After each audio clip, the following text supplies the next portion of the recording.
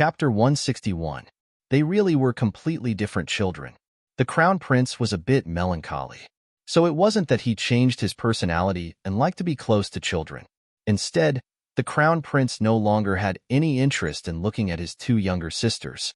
He waved his hand, and Xiao 11Z went forward to whisper something to the two wet nurses accompanying them. The wet nurses of the two princesses were stunned for a moment before they immediately nodded. They each held the 9th and 10th princesses' small hands and led them out of the Eastern Palace. From beginning to end, the two little princesses didn't know what had happened. Why did their royal brother, the Crown Prince, only glance at them and let them leave without saying anything? After leaving the Eastern Palace, the 10th princess burst into tears and asked timidly while sobbing, "Wet nurse, did we make royal brother Crown Prince angry?" The 10th princess, Wet Nurse, dotingly hugged the child and repeatedly said, "No, no. His Highness the Crown Prince is busy with work, so he let us leave first." The 10th princess asked pitifully with teary eyes, "Really? Then why didn't royal brother say anything to us? Does he not like us?" The wet nurse repeatedly nodded and then hurriedly shook her head. "No, no, don't worry, princess. I will explain to her Highness concubine Shi. Both princesses are so polite and considerate, so how could His Highness the Crown Prince not like you?" Xiao 11Z, who had sent them out, helplessly watched as the wet nurse led the two princesses away. He shook his head and returned to the Eastern Palace. "Sigh, I don't know what's wrong with that lord at home again, but he suddenly said that he wanted to see his two royal sisters. In the end, he sent them away without saying anything after they came to Crown Prince. You'll really scare little children if you act so recklessly." When Xiao 11Z returned to the room, he immediately saw his master maintaining the same posture of propping up his chin with his hand and staring motionlessly at the table. He's been standing there in a daze for at least 15 minutes. Xiao 11Z trotted to the Crown Prince's side and wanted to take a look at the table out of curiosity. However, he saw the Crown Prince reach out 2 fingers to pick up the thin drawing paper and raise it high.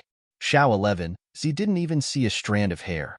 On the drawing paper was a little girl with a stoic face. She was expressionlessly looking at him. Her clear black and white eyes were like 2 cold pools. If one wasn't careful, they could suck in one's soul remembrance.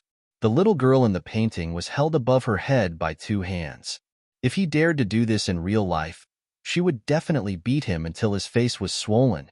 The Crown Prince stared at the painting for a long time and muttered to himself, "You look at me expressionlessly all day long, probably because you are lazy. Fine. Laugh. Let's go." Who's looking at His Highness expressionlessly? Who dares to be so rude in front of His Highness that he can't even be bothered to smile? Xiao 11Z immediately jumped out and voiced his doubts. Who was so fearless as to treat their master like this? When had their master's temper ever been so good? I can't kill her. The Crown Prince glanced at his personal eunuch and thought, so stupid. Why did I take him in? Your Highness, the 2 princesses left the Eastern Palace with apprehension. They were very sad. Xiao 11Z hurriedly came forward and reported, "I'm afraid that when I return, I won't be able to escape concubine Shi's scolding." The Crown Prince said nothing. Xiao 11Z snuck a glance at the Crown Prince and cleared his throat before asking, "Why did your Highness chase the 2 princesses away without saying a word?" Saying a few words of comfort was better than not saying anything at all, right? Because .o. The Crown Prince smoothed out the drawing paper in his hand and gently folded it. He then stood up and slowly said, "They're not as cute as her at all." Chapter 162. The Vassal King of an Nan's Estatia series of messy smashing noises came from Commandery Princess Hui An's boudoir, and it had not stopped for an hour. Commandery Princess, Guard Yin has returned." Her personal maidservant tremblingly closed the door and was almost hit in the head by a teacup thrown at her. She rolled on the floor in a panic and repeatedly kowtowed to beg for mercy. "Idiot! Hurry up and call him in." Commandery Princess Hui angrily sat down on the round-backed chair and fiercely slammed the table. A tanned young man who looked like a farmer strode in and cupped his hands in salute. "Commandery Princess, This subordinate has investigated and found that the caravan is heading toward Shiju City. What kind of place is Shiju City? The commandery princess frowned. Shiju City is quite far from the royal capital. It's a small city. Why did Brother Crown Prince send people there? Hui and muttered to herself. This subordinate has also investigated and found that the Crown Prince ordered people to wantonly purchase a lot of items for young ladies in the city these past 2 days. Women? Hui Anne's voice rose an octave before she heavily slammed the table. She gritted her teeth and said, "What a little bitch! When did His Highness the Crown Prince get seduced by a little bitch without her knowledge? Nian Kue, I want you to immediately take 2 people and follow them. Once you reach Shiju City, investigate that bitch's origins." Commandery Princess Hui Anne's voice was as cold as ice. "Yes, Commandery Princess." Nian Kue nodded. "Should we capture her?" "No need." Hui An gritted her teeth and pushed a small box in front of Nian Kue. "Just make that little bitch consume this." Hui Anne's lips tugged into a malicious smile. "I want that bitch to beg for death.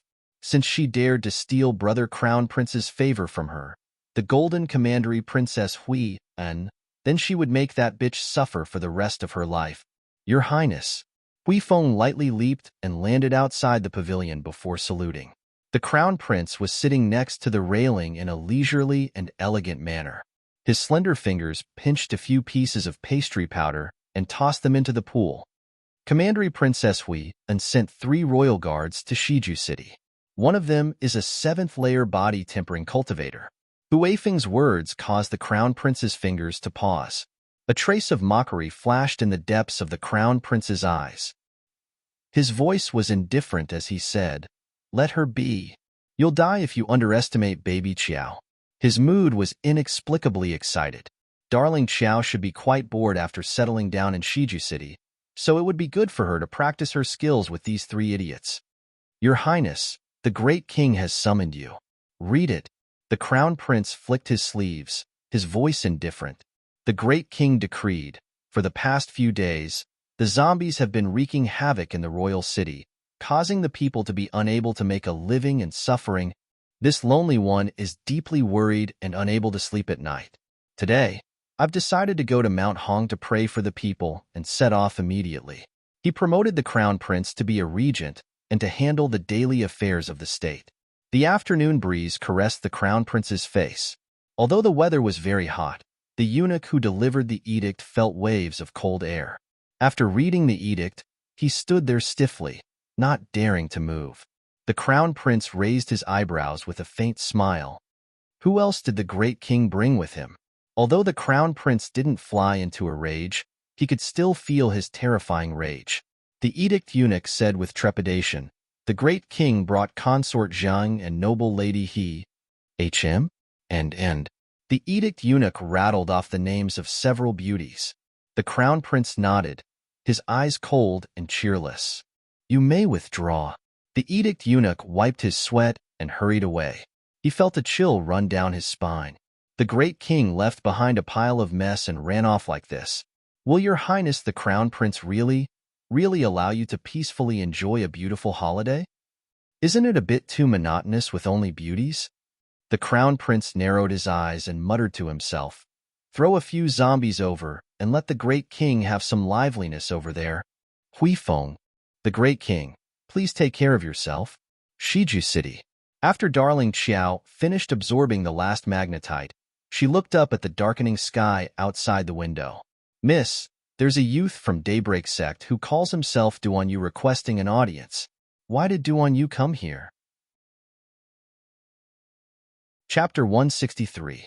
A camphor tree was planted outside the window, and several kingfishers perched on its branches, chirping from time to time. The sky outside the window had completely darkened. Arbor threw away the last magnetite in her hand and sighed. The mystic energy she could absorb from 500 low-grade magnetite was less than 1/10 of it. Most of it went into the sapling's mouth. This was truly too much of a scam.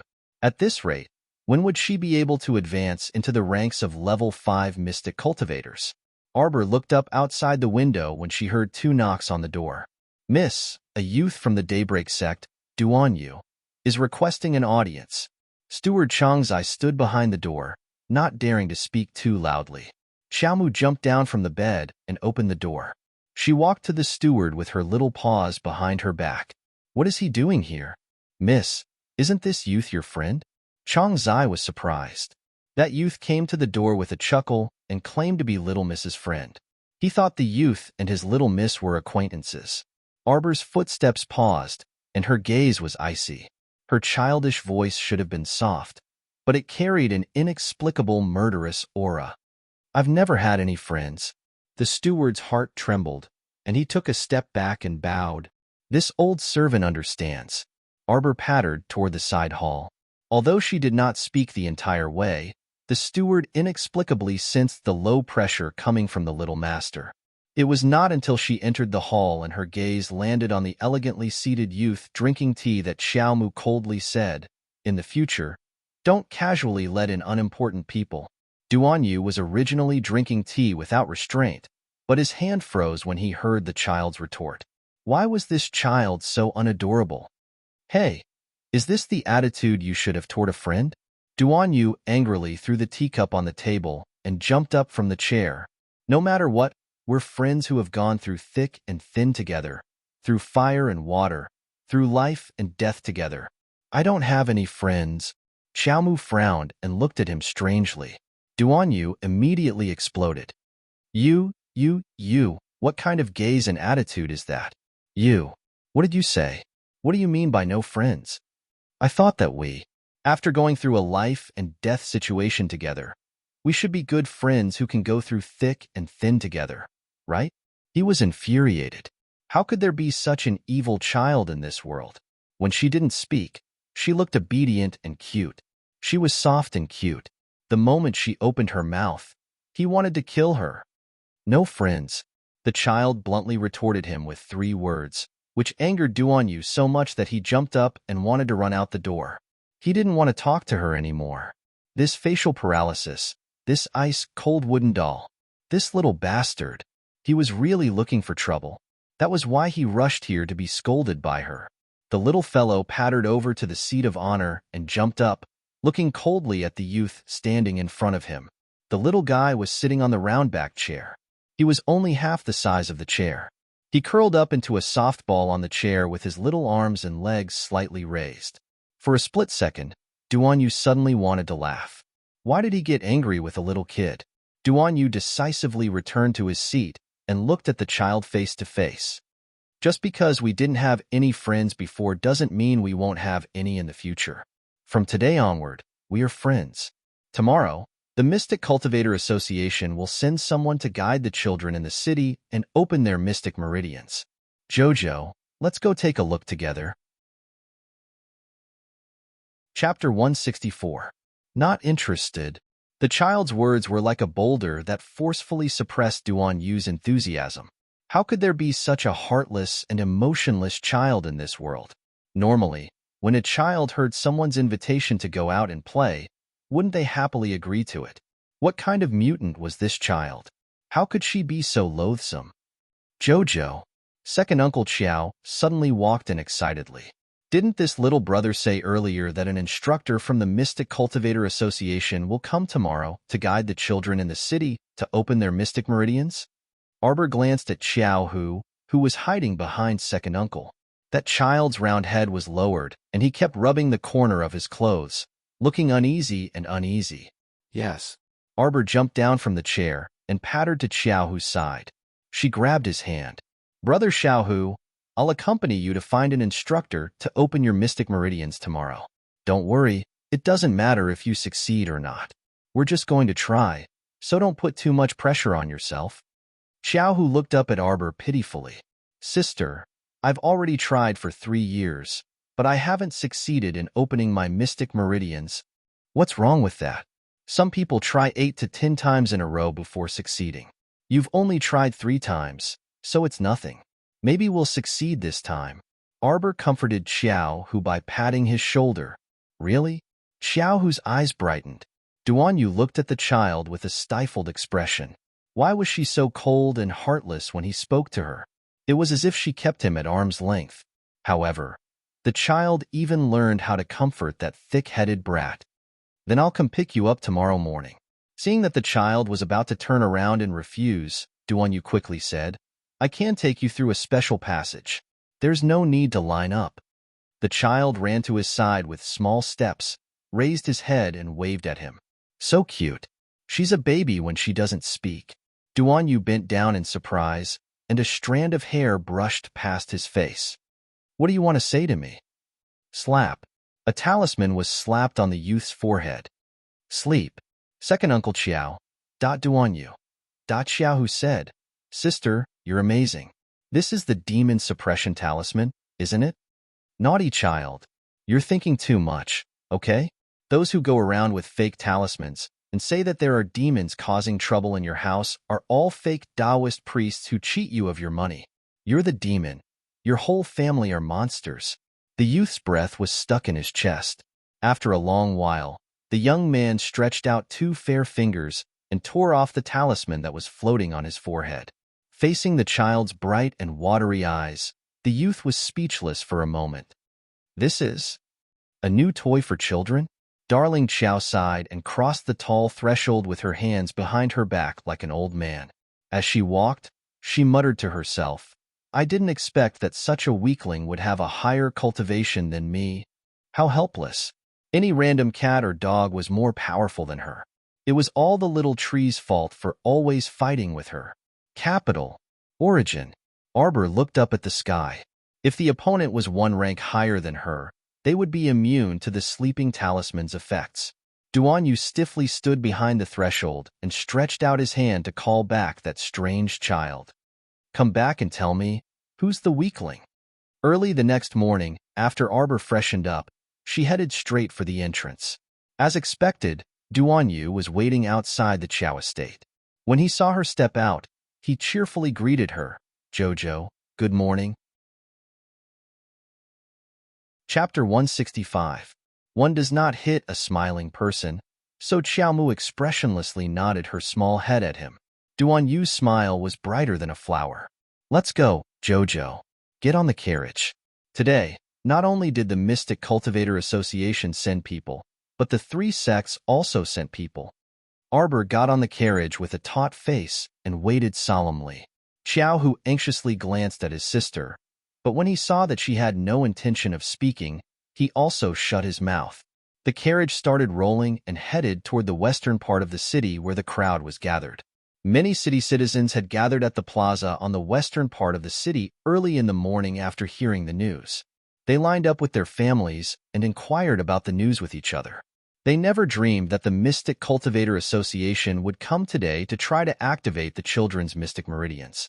If their children could successfully activate their mystic meridians and become mystic cultivators, they would definitely be able to change their current impoverished situation. They would no longer need to live in this tiny shantytown in the western part of the city. Life in the shantytown was difficult and resources were scarce, so theft and robbery often occurred. Whoever had the biggest fist was the law. 2 days ago, a young couple was unlucky enough to be robbed when they entered the shantytown. The only food they had in their bags was also plundered. Now, their lives were extremely miserable, and they had to beg everywhere for a living. The chaotic western part of the city originally housed many people from other villages and towns. Because the Mystic Cultivator Association had set this place as the location for the children's test, the city lords sent people to chase away the refugees on the square and clean it up before the sun even rose. Hence, when Arbor's carriage arrived, the road was basically unobstructed. As the carriage rolled past the Main Street Plaza, Qiao lifted the curtain to take a look. The western part of the city isn't as chaotic as imagined.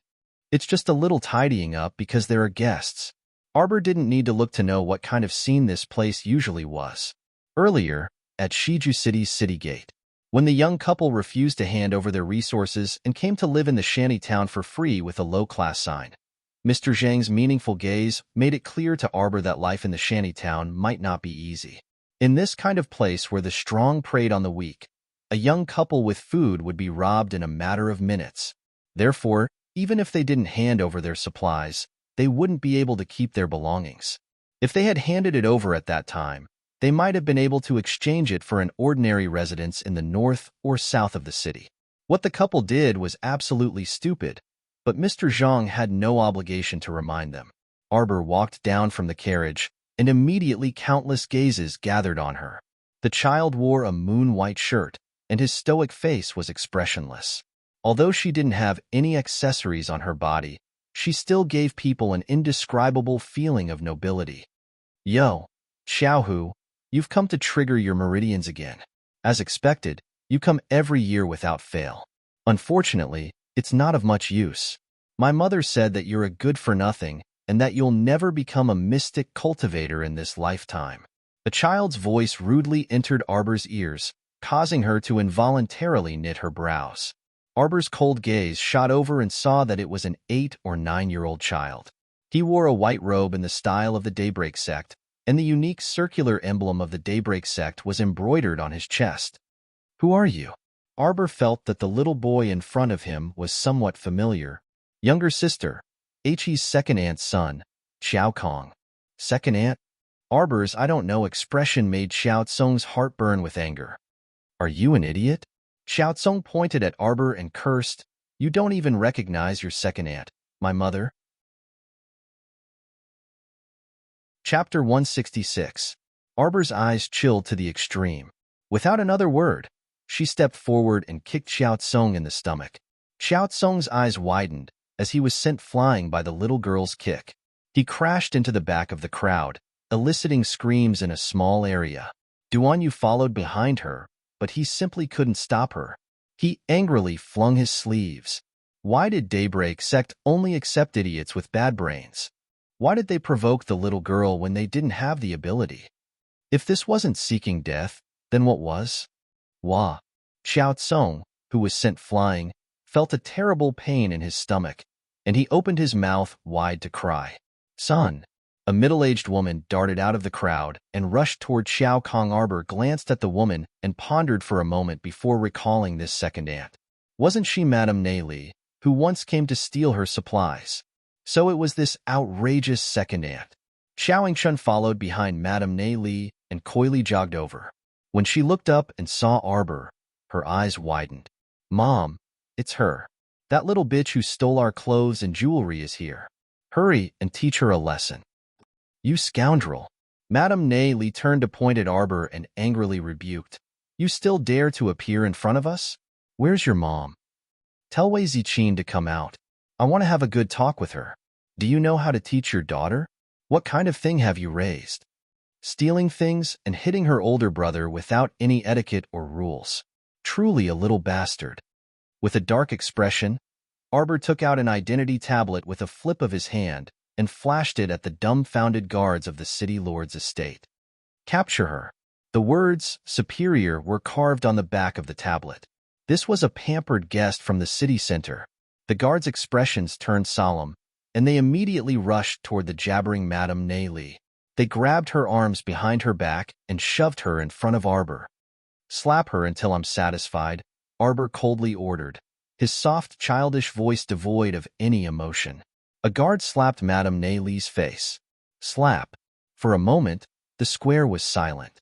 Even the 3 mentors of the Mystic Cultivator Association, who were sitting in front of the long table and giving guidance tests to the children in line, stood up and looked at the commotion with confusion. Pa. Slap. She slapped Madame Li's face repeatedly. Madame Li's hands were clamped behind her back. At first, she could still struggle and curse at Arbor. After a dozen or so slaps, his cheeks began to feel numb, and he couldn't even open his mouth. Xiao Tsung was furious. A layer of mystic energy covered his fist as he angrily flew towards Arbor and swung his fist at her face. Slut. Go to hell. You overestimate yourself. Xiao Mu gripped his fist with a backhand. Xiao Tsung widened his eyes in shock. He knew very well how fast he had rushed over, but that little girl, who was 2 years younger than him, had actually grabbed his fist in an instant. What's so great about being a mystic? Could a mystic cultivator disregard other people's life and death? A level 1 mystic cultivator's eyes were as high as the sky. You're a good-for-nothing through and through. The little girl's voice was monotonous, but everyone present could hear the chill in her voice. Crack. The The pain from his wrist being broken made Xiao Tsong, this child, unable to resist opening his mouth and howling. Do mystic cultivators also know how to cry? The little girl's lips curled up mockingly. When she said this, she gave people a feeling of endless coldness. Chapter 167. Then cry even louder. Arbor flung Xiao Tsong away. The latter rolled to Xiao Yingchuan's side with a loud crash. It startled Xiao Yingchun so much that she jumped to the side like a grasshopper and let out a piercing shriek. "Shut up," Arbor reprimanded rudely. Xiao Yingchuan's eyes widened in horror, and she instantly restrained her voice. Her body trembled uncontrollably, and she reflexively covered her mouth. Why did she feel that this child was so scary? "Stop," Xiaomu said faintly and walked to Madame Neili with small steps. Xiaomu raised her head slightly and looked at her swollen cheeks and mouth with a cold glint in her eyes. "Your son wants to kill me. He should be dead already. What do you want to do?" Li Madame's mouth hurt, and she couldn't even speak clearly. She felt a chill run down her spine, as if she had fallen into an ice cellar. She suddenly felt a bit of regret. Why did she provoke this child? Back in Quoto village, she clearly knew that although this child was young, he wasn't to be trifled with. "I'll spare his life for father's sake." Arbor coldly glanced at Li Madame. "Just this once." "I won't." Before he could finish speaking, Xiao Tsong suddenly let out an agitated cry. "Master, master, master!" Xiao Tsong suddenly pounced on a figure walking quickly toward them and bawled loudly. He pointed at Arbor with resentment and anger. "She wants to kill me. This little bitch wants to kill me. Master, master, save me." "Don't panic, disciple." The newcomer was middle-aged and wore Daybreak Sect's uniform. He looked toward Arbor with a shrewd gaze. "You're so daring, child. What's your background? Tell me your name." Arbor raised a brow and sneered rudely. "I hit the young one, and the old one jumps out a shout. You're really shameless. You little rascal, speaking so rudely. You really need someone to teach you a lesson," the middle-aged man said angrily with a dark expression. "You want to teach me a lesson?" Arbor expressionlessly swept a glance over his square face. His voice rose slightly with a hint of viciousness. "You? Uncle Masterby. You aren't her match. Hurry and retreat." Duan Yu really wanted to kill these worrisome disciples. Did they think that he still had enough profound stones to pay those expensive ransoms when they were rushing to die in front of the little girl? "Duan Yu, you are the disciple of our Daybreak sect master, the #1 person in the sect's younger generation. How can you stand by and do nothing when you see your little junior brother being humiliated?"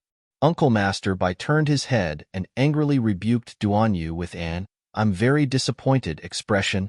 "No, Uncle Masterby, this matter. Don't talk too much. Little girl, let me have a taste of your strength. You have to know that there's always someone better than you. You'll suffer losses in the future if you don't know the immensity of the heavens and earth." Boom! Arbor landed a flying kick in front of Uncle Masterby. Immediately, he stomped a pit on the ground, and cracks began to appear from the middle, spreading outwards like a spider web. Uncle Masterby's pupils contracted. The strength of this kick was beyond his expectations. At the same time, it was also beyond everyone's expectations. It was the layman who watched the show, while the expert watched the knack. The three mentors from the Mystic Cultivator Association all sucked in a cold breath as they watched the rapidly moving little person in the field with bright eyes. After Arbor's flying kick, he didn't give Uncle Masterby a chance to react. He had already leaped up and swiftly arrived in front of him. Chapter 168. Uncle Masterby had yet to recover from his shock. Arbor's fist, which was covered in dense mystic energy, arrived in front of him with a whoosh. Bam! All of a sudden, Uncle Masterby felt a sharp pain on the left side of his face. He could even hear a cracking sound coming from his cheekbone. Uncle Masterby was struck by an old fist and was forced to take a few steps back. He bared his teeth and howled in pain. There were many gasps in the square, mixed with a few cries of surprise. Heavens! This child's seemingly delicate and light punch actually forced an Uncle Master from Daybreak sect to retreat so many steps. The sharp-eyed spectators clearly saw Uncle Master Bai's left cheek swelling at a visible speed, turning into a big red bun. It was evident how powerful that punch was. Master! Xiao Tsong watched in shock as his master was defeated in disbelief. In his opinion, Master simply did not need to lift half a finger to easily crush a small bug like Xiao Mu to death. However, the reality was so disappointing.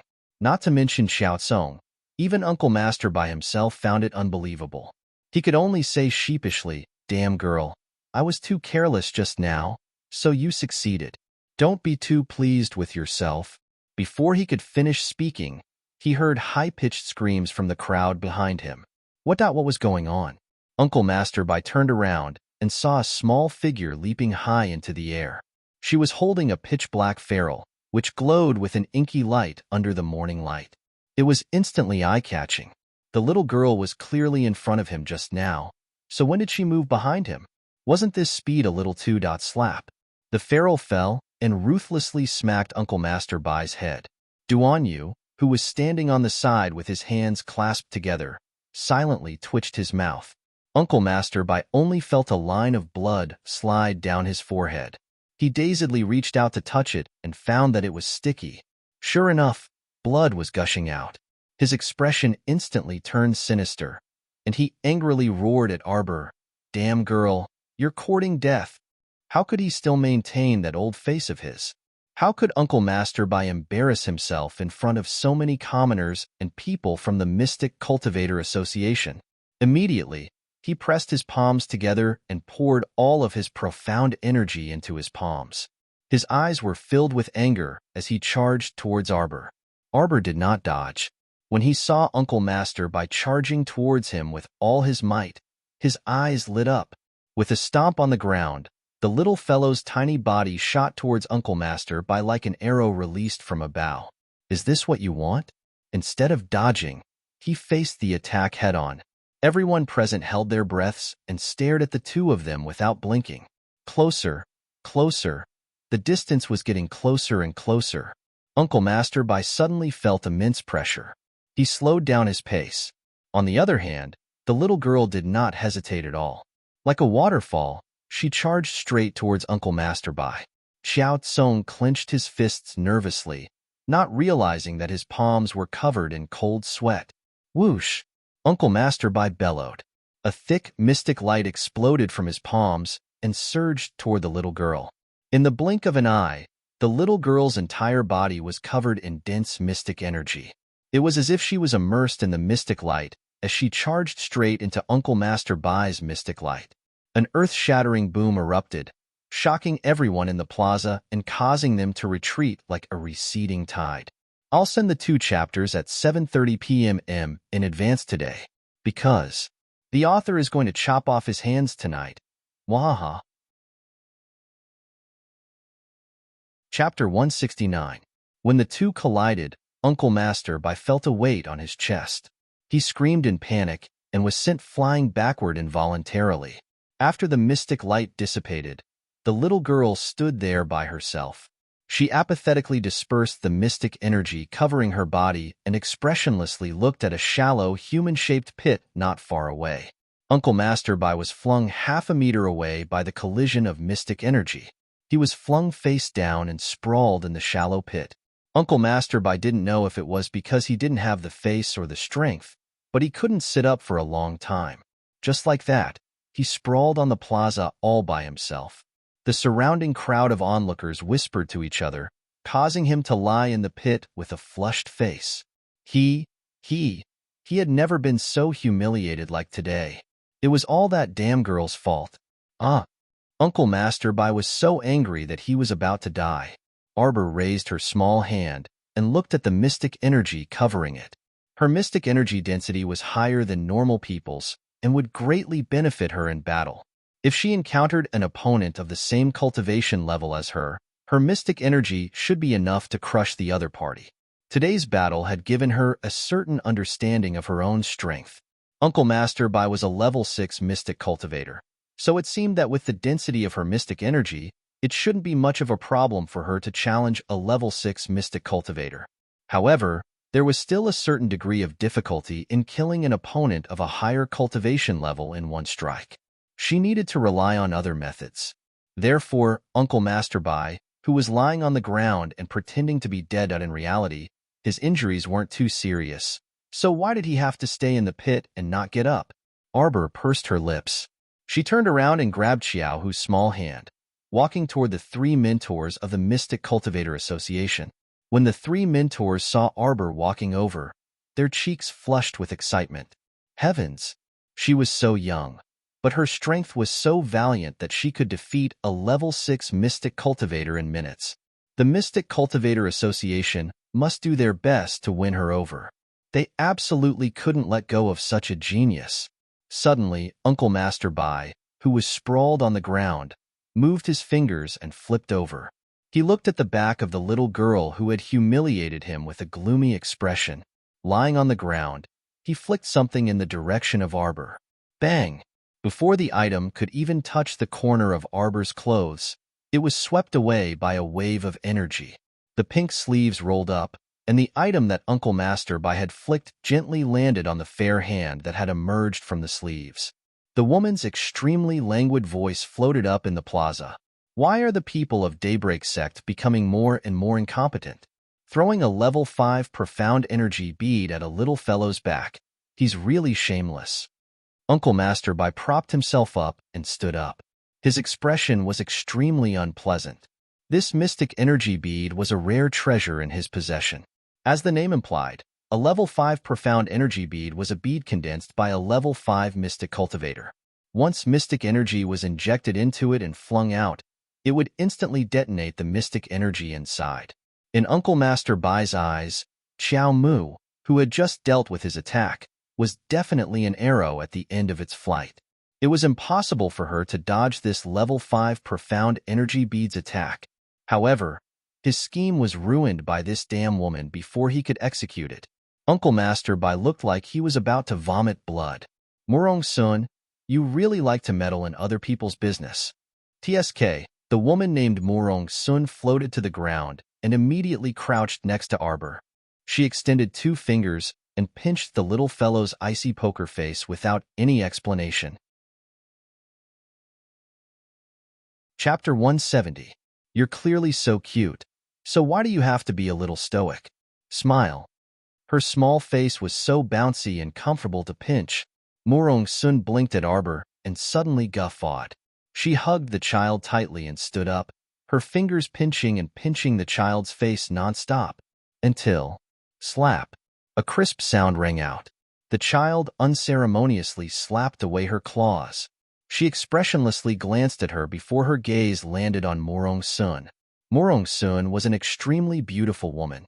Her facial features were quite gorgeous, and even though she wore light makeup, it still gave people a feeling of heavy ink and color. Also, cough cough. Arbor extended his small paws and pushed her body away in disdain. Why did he have to bury her small face in those magnificent breasts? She almost couldn't breathe. Haha. Murong-sun laughed heartily and patiently guided her. Little fellow, I think I like your looks very much and your aptitude is quite good. How about you join my holy water sect's first peak? Darling Xiao immediately shook her head so hard that her head was about to fall off. No, no, no. Don't be in such a hurry to refuse. Master's heart will ache. Darling Xiao. Ha. The 3 mentors from the Mystic Cultivator Association hastily surrounded her. One of them impatiently snatched Darling Xiao from Murong-sun's hands and shouted, Mentor Murong, you're wrong. You're a mentor representing the Mystic Cultivator Association today. So how can you privately accept students? If you want to accept students, you have to accept them for our association. Murong-sun raised her fist and sent that mentor who spoke rudely flying. They watched as that pitiful mentor was sent flying into the sky in an arc by Mentor Murong, whose violence was off the charts. The other 2 mentors, Arbor, Darling, don't be scared. Murong-sun cheerfully patted the child's head. With Master here, those strange uncles can't get close to you. Be good. Master will protect you. Be good, my ass. Arbor bared his small, sharp teeth. He really wanted to bite her face. What kind of person was this? Why did she suddenly jump out and claim to be her master without any explanation? How could she give people room to refuse? Wait a minute. She was here today. For her proper business. My brother is coming to test. Oh my God. Can you let me finish my sentence? Darling Xiao, who suddenly felt that Murong Sun was hugging her and turning her around, didn't feel too good.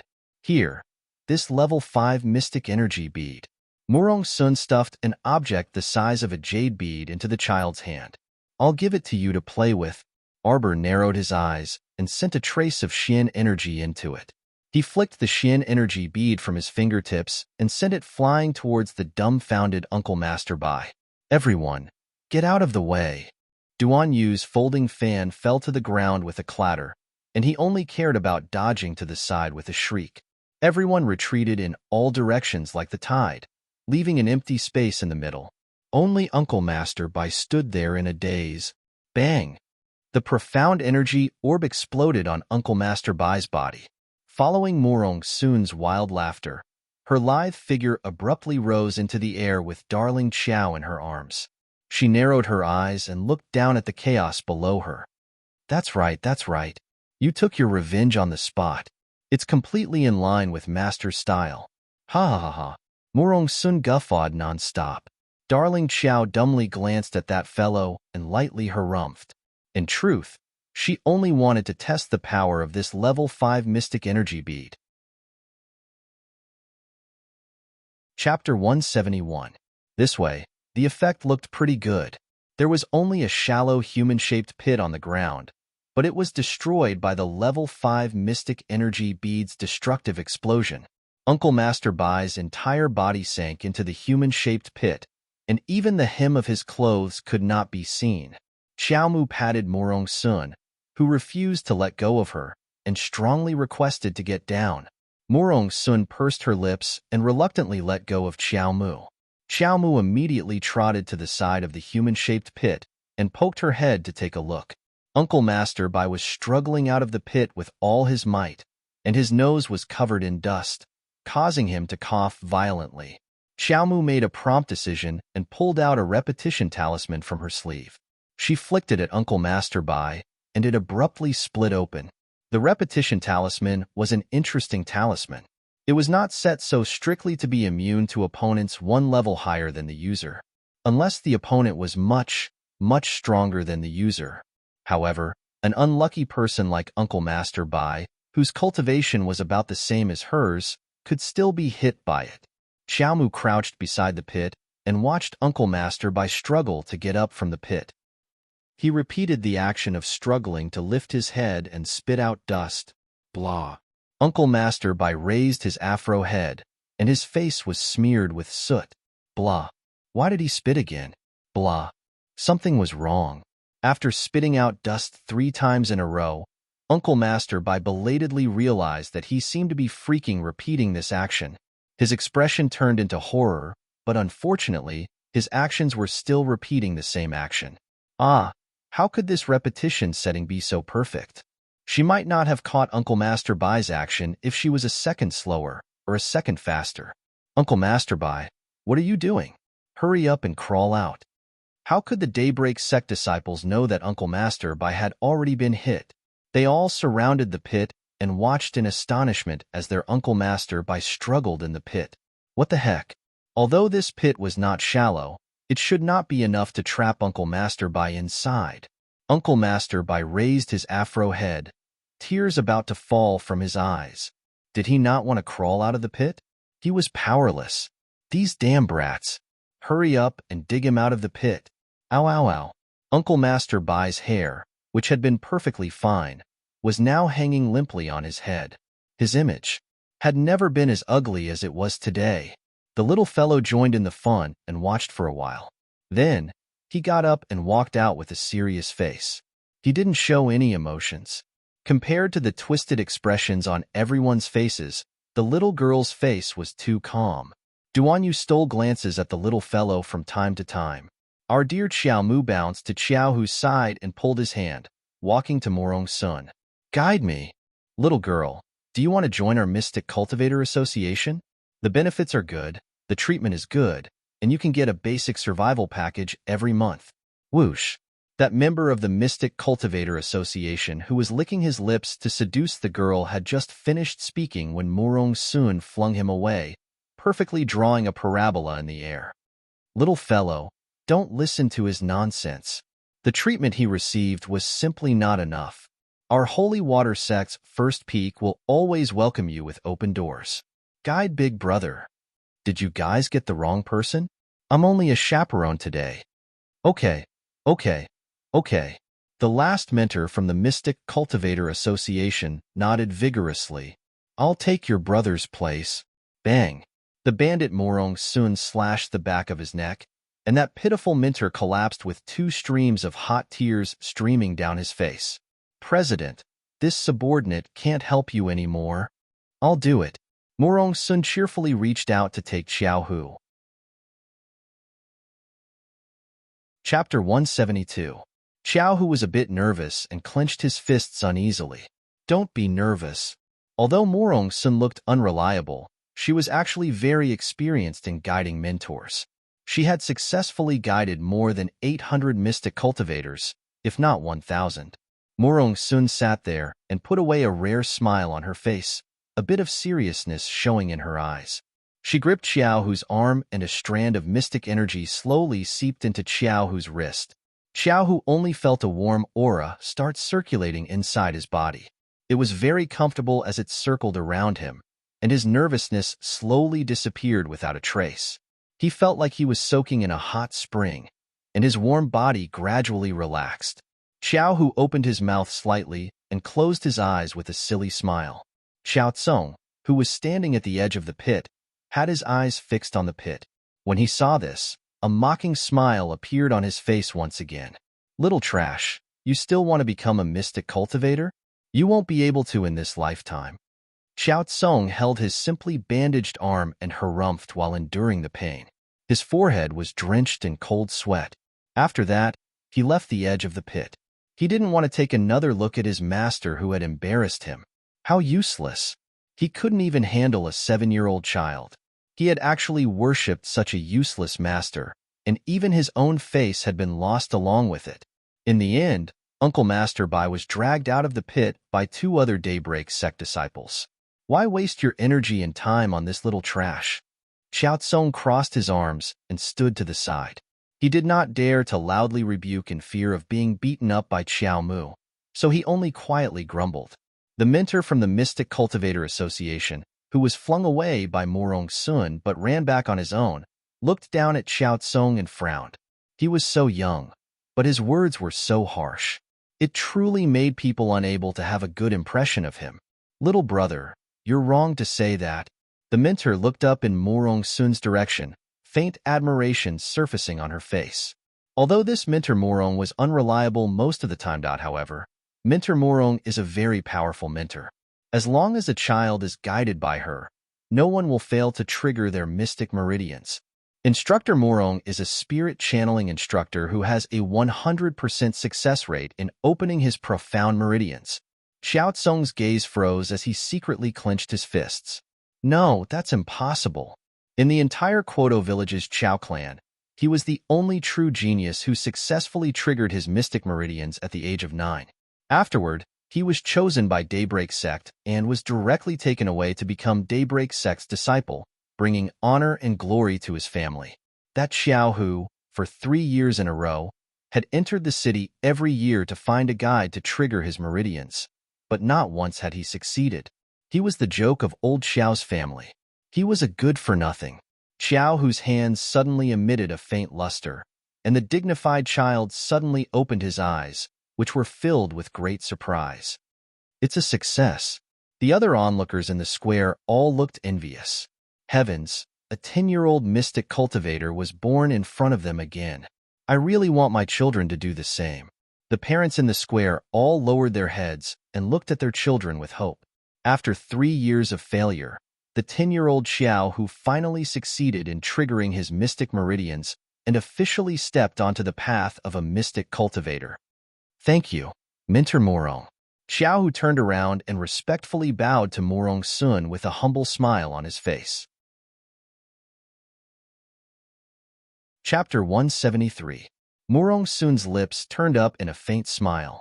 Aya, child, your mystic meridians are very good. You have a bright future. If it weren't for the fact that my sect doesn't accept male disciples, I really would have taken you in. He was praised by Minter Murong. A bashful smile appeared on Xiaohu's face, and he respectfully bowed to Murong Sun again. Thank you for your help, Minter Murong. Murong Sun waved her hand. As the mentor of the Mystic Cultivator Association, helping young boys and girls become mystic cultivators is my duty. Minter, please help our child trigger her mystic meridians. Minter, please help my child. The crowd that surged forward with a whoosh nearly drowned Murong Sun in the sea of people. Xiaomu blended into the crowd and pattered towards several parents who were watching. She covered her mouth with her hand and secretly said to them, "Why aren't you going? That Minter Murong in front is a mentor who can help the child trigger her mystic meridians with a 100% success rate. I only told you guys." Heavens! Big girl, let's go find Minter Murong quickly. Around Murong Sun, the crowd was currently gathering at a terrifying speed, trapping her within. Hey, child.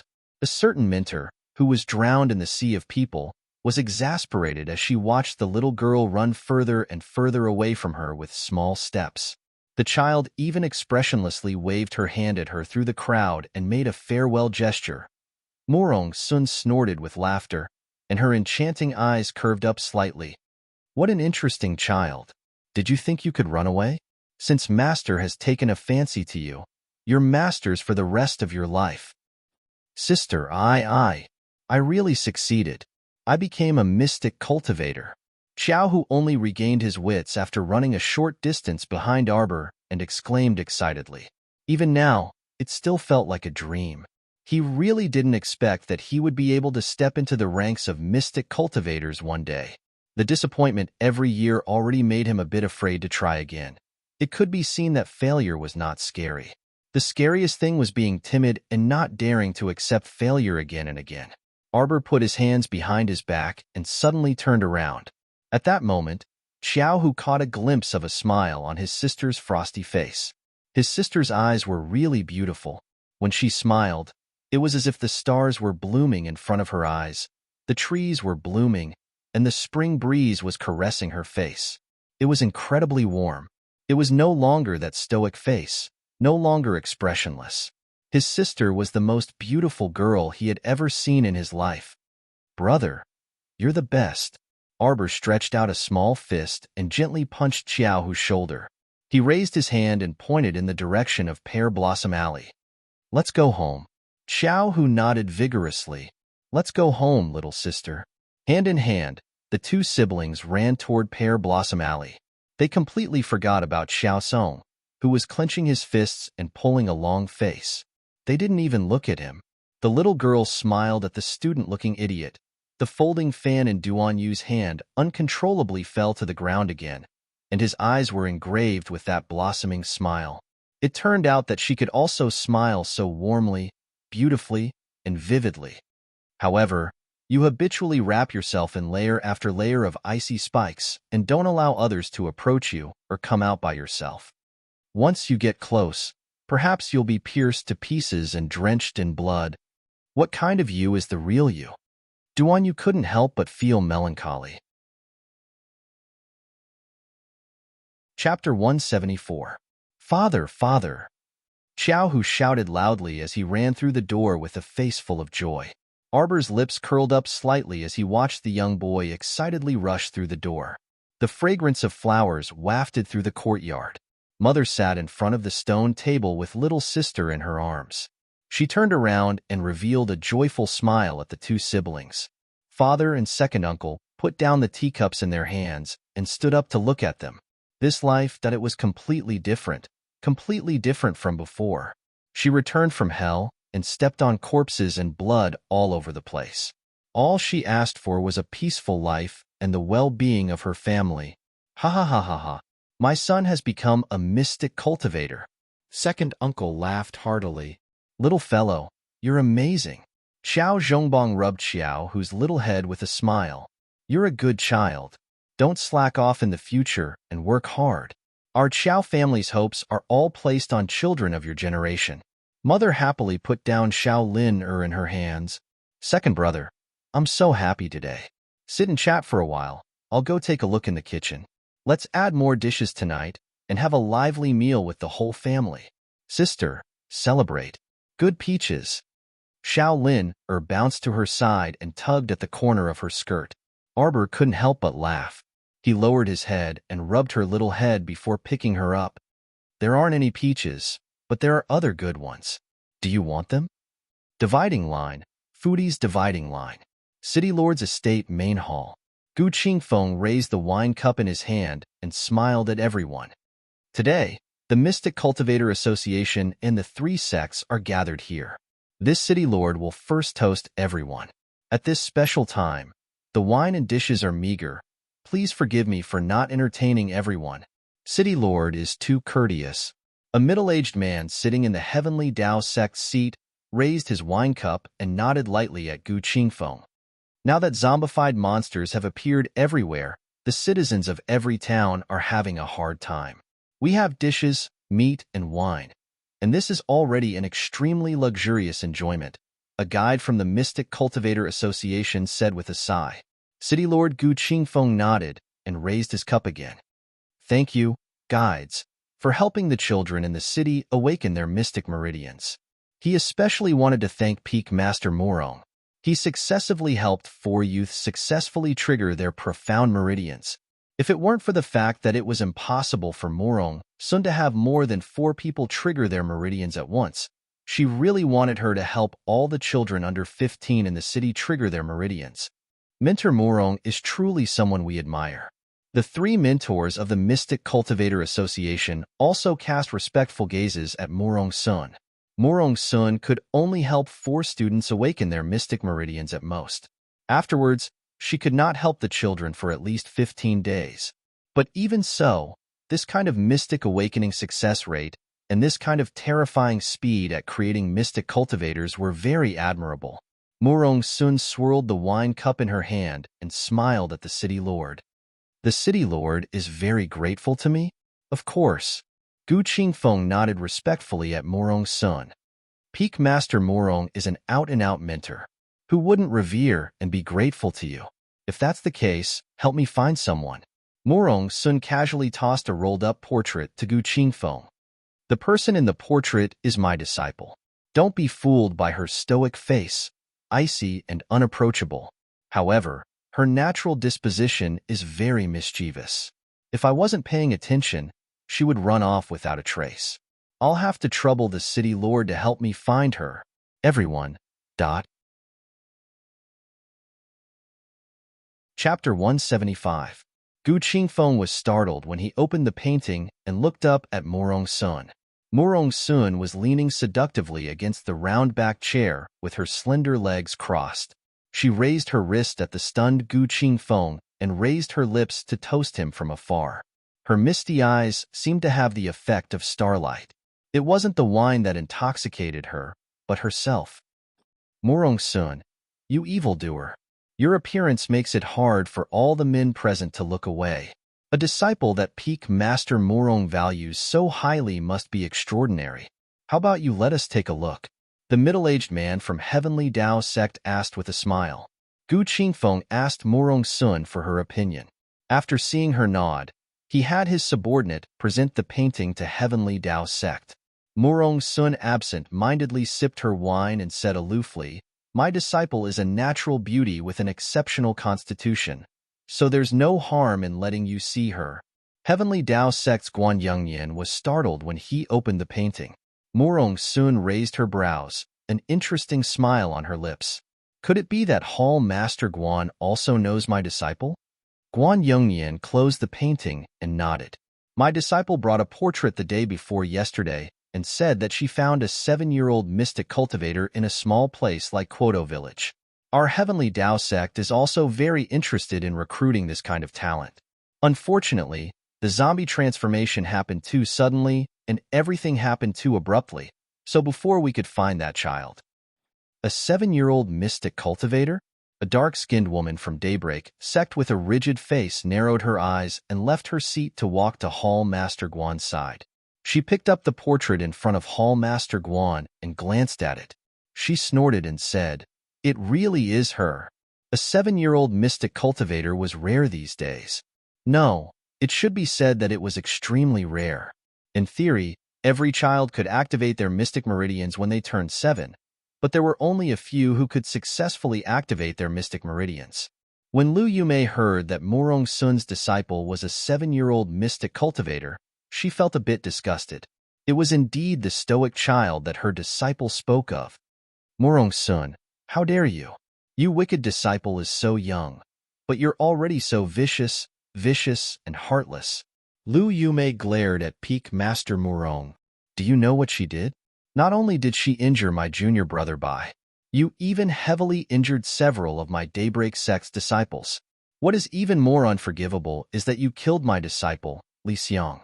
Morong Sun, what else do you have to say?" The 3 sects were originally of the same breath and branch, each mind their own business. You connived with your disciple to do such an evil thing. Shouldn't you give our Daybreak sect an explanation? Gu Qingfeng's smile froze on his face. He only wanted to hold a small banquet to welcome the people from the 3 sects. Why are you arguing with each other again? Could he, the city lord, live a comfortable life? Morong Sun sipped the wine in her cup, and her slender eyes lifted slightly. Her breath reeked of alcohol, and she looked at Lu Yumei teasingly. "Hallmaster Lu, what kind of explanation do you want?" Oh my God.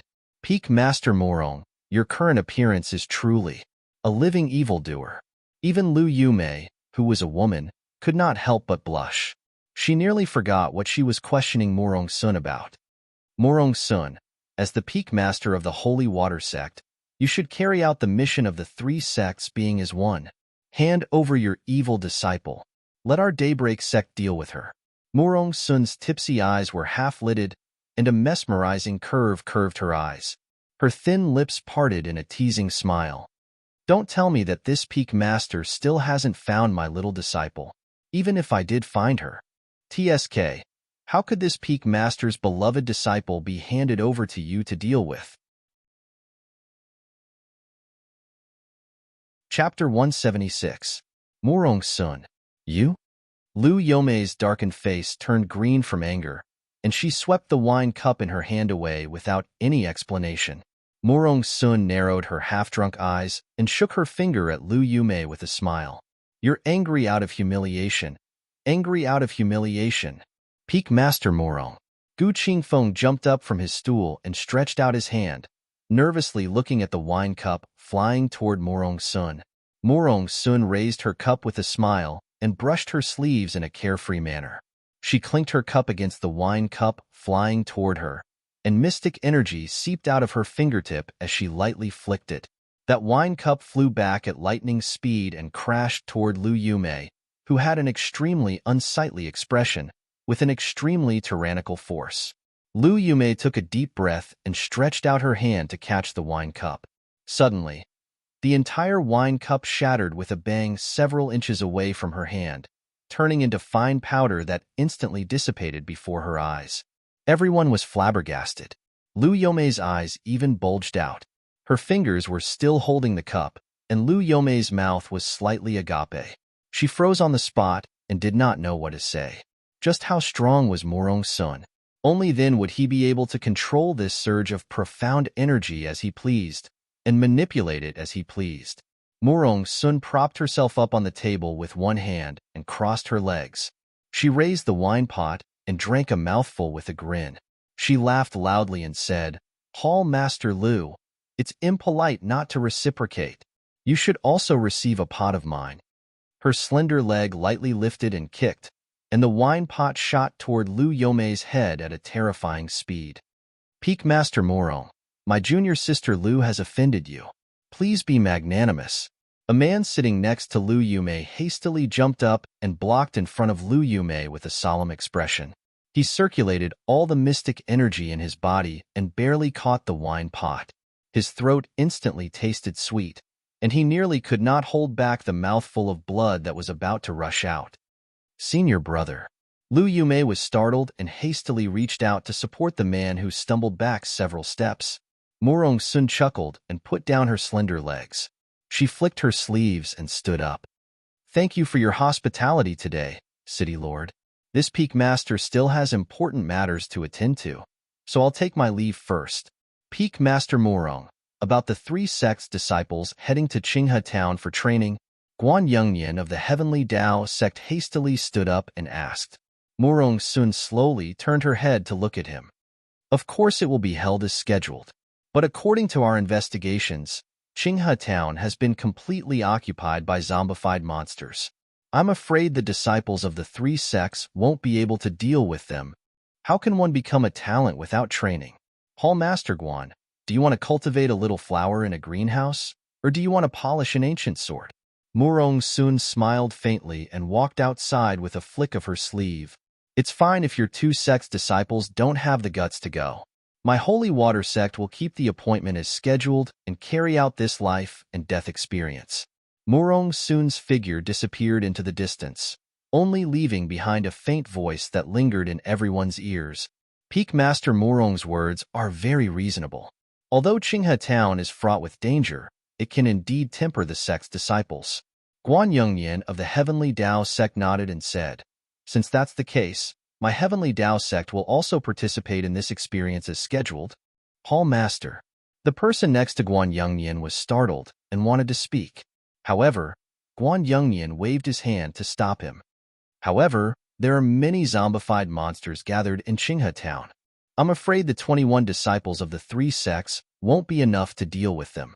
Therefore, I would like to request the City Lord to issue a mission order and gather all the mystic cultivators, body cultivators, and superhumans in the city to head to Qinghe Town together. Gu Qingfeng lightly bumped his fist. This City Lord has the same intention. Chapter 177. The next day, the City Lord's estate issued a Level 3 mission call. They were to gather all the mystic cultivators, body cultivators, and superhumans in the city to assist the disciples of the 3 sects in gathering food and supplies in Qinghe Town. It was said that there was a large granary in Qinghe Town with an abundance of food, enough to match 3 months of Shiju City's food reserves. Qinghe Town? Arbor vaguely remembered this place. On the 2nd day after the zombie outbreak, all the residents in Qinghe Town died, and it became the zombies' base of operations. She remembered that in her previous life, the 3 sects had gathered a group of people to head to Qinghe Town to clear out the zombies and gather supplies. Unfortunately, all the disciples of the 3 sects died in that town, except for the Holy Water sect's people who managed to escape. As mystic cultivators, every time the City Lord's estate issued a special mission, the mission's contents would be directly transmitted to the mystic cultivators to show their importance. Arbor was no exception. She received the City Lord's estate's summons early in the morning. She was flipping through the mission notice when Steward Chang Zai jogged inside and hastily bowed. Miss, the City Lord is here. Arbor pressed down the notice and looked up at the steward. She nodded lightly. Understood. Please ask City Lord Gu to wait for a moment. I'll be right there. Chang Zai humbly agreed, then hurriedly turned around and hurriedly ran to the front hall to receive the City Lord. Arbor tidied up her clothes before heading to the front hall. As soon as she entered the door, she saw a woman in a violet dress leaning against the side of the window.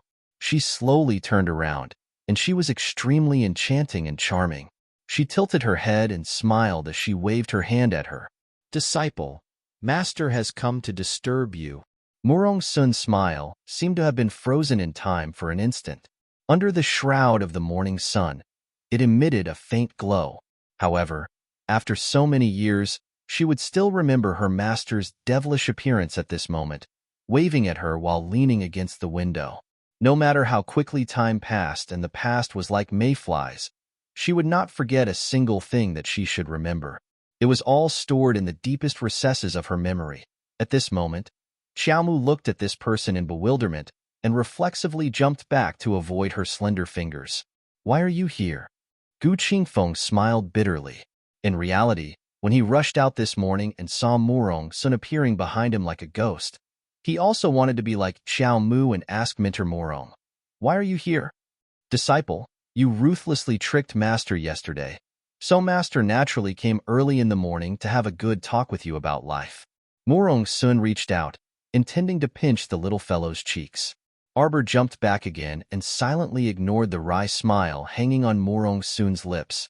Gu Qingfeng coughed, trying to attract the attention of the master and disciple.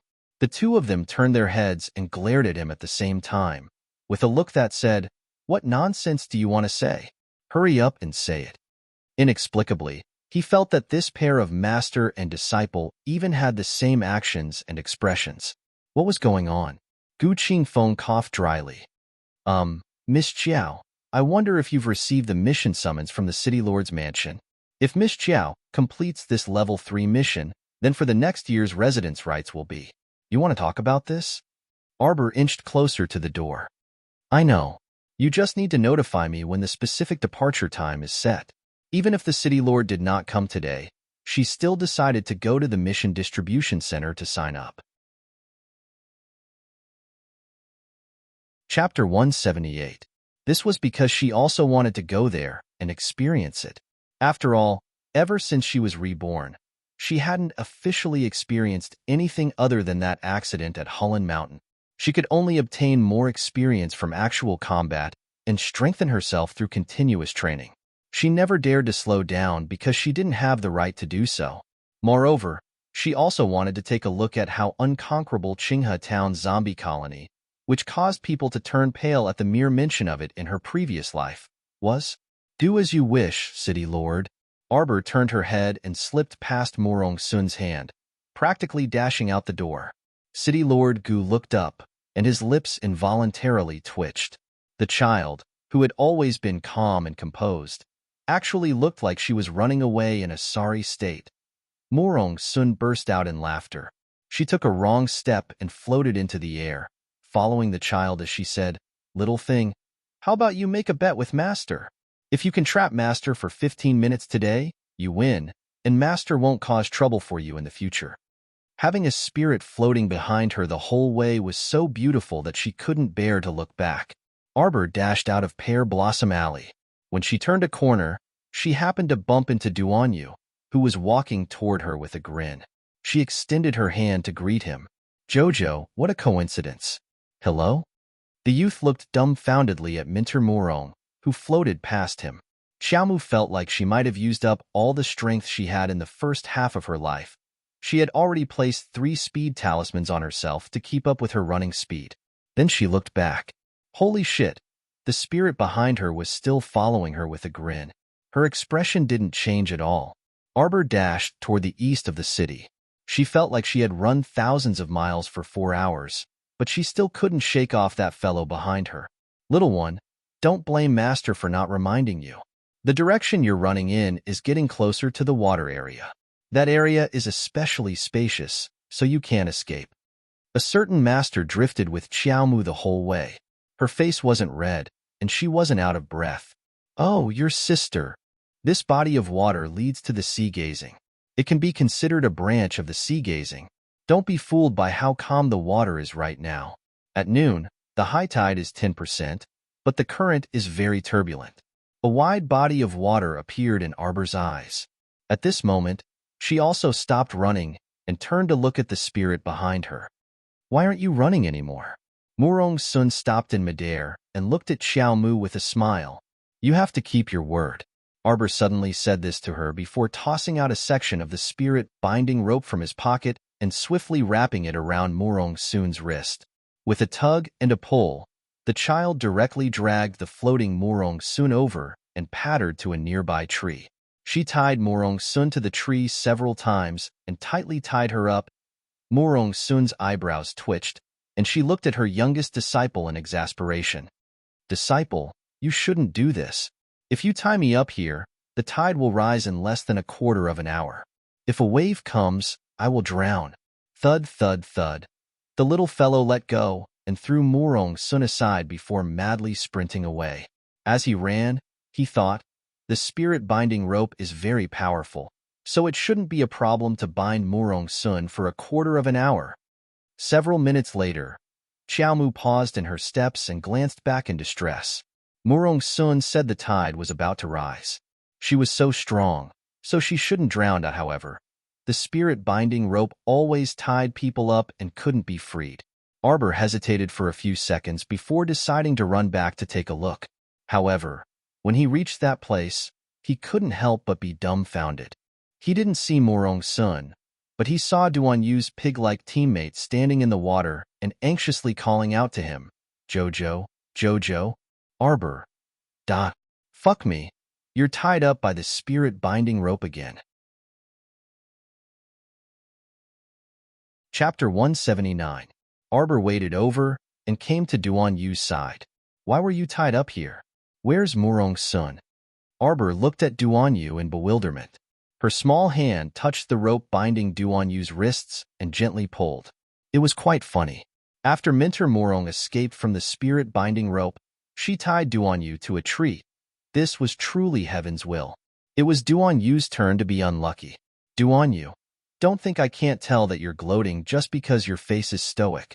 After Arbor untied Duan Yu's spirit-binding rope, he quickly pulled Xiao Mu and ran toward the shore. The water level rose very quickly. In just a few minutes, the water had nearly crossed Arbor's shoulders. However, due to the high terrain in the city, the water could not rush into the city no matter how high it rose. The two could only swim to the shore after less than a minute. "What are you doing with Peak Master Morong?" Duan Yu asked in bewilderment as he paddled. "I already explained to her that we're not friends. She's crazy and insisted on keeping me here as a hostage. She said you would come back to save me, but when I was tied up in the water by her, you didn't even know I was here." "That's right. If I knew you were here, I wouldn't have bothered to come back." Arbor's mouth twitched, and she kept paddling her small arms toward the shore. "Why do you have so much to say? We should hurry to the shore." For some reason, she felt a chill on her back. That deranged mentor probably would not let them off so easily. Don't you think the sound of the water is getting louder?" Duan Yu swam forward and kept looking back to pull Arbor. The little girl's arms and legs were small, so she definitely could not swim as fast as him. Arbor also heard the sound of splashing water. It seemed to be right next to their ears. The two of them turned their heads to take a look, and their faces were immediately filled with shock. Their eyes, one big and one small, almost popped out of their sockets. Fuck! The sudden wave behind them was too scary. It swept up about 4 to 5 meters high and splashed water everywhere. Shit! Where did such a huge wave come from? Roar! Duan Yu only felt a huge wave rolling over him from behind. When it crashed down on his head, it freaking stunned him. With such a huge wave crashing down, Duan Yu was instantly swept into the water. Arbor's eyebrows twitched, and he stomped on Duan Yu's corpse that had been swept into the water by the waves. He swiftly paddled a few times and tried his best to struggle up into the air. The profound energy around his body floated and quickly spread out. Originally, he thought that once he circulated his profound energy, it would be an easy task to break free from the water. However, Arbor quickly discovered that his profound energy seemed to be suppressed.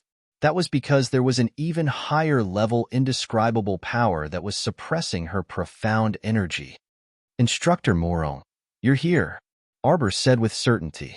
Although Morong-sun appeared to have left after she returned, the current situation made her very certain that Morong-sun was definitely hiding in the shadows and heartlessly watching them make a fool of themselves. The water suddenly parted to the sides, creating a shallow path. Morong-sun came out from behind the huge wave and lightly tapped the water's surface with her toes. She walked on the water like it was flat ground and cheerfully arrived in front of them. However, Arbor's gaze was fixed on her left hand. There was a nimble current of water circling around the back of Instructor Morong's hand. It slithered and spun endlessly like a living being.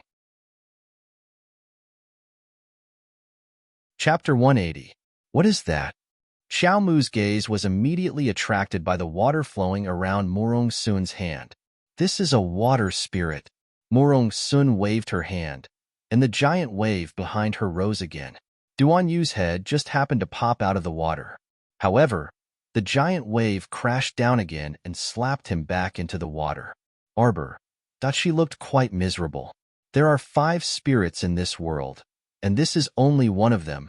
Morong-sun walked over on the water with a grin on her face. When your cultivation reaches a certain height, you can gradually sense a trace of the origin power in this world. At that time, I'll be able to comprehend this trace of origin energy.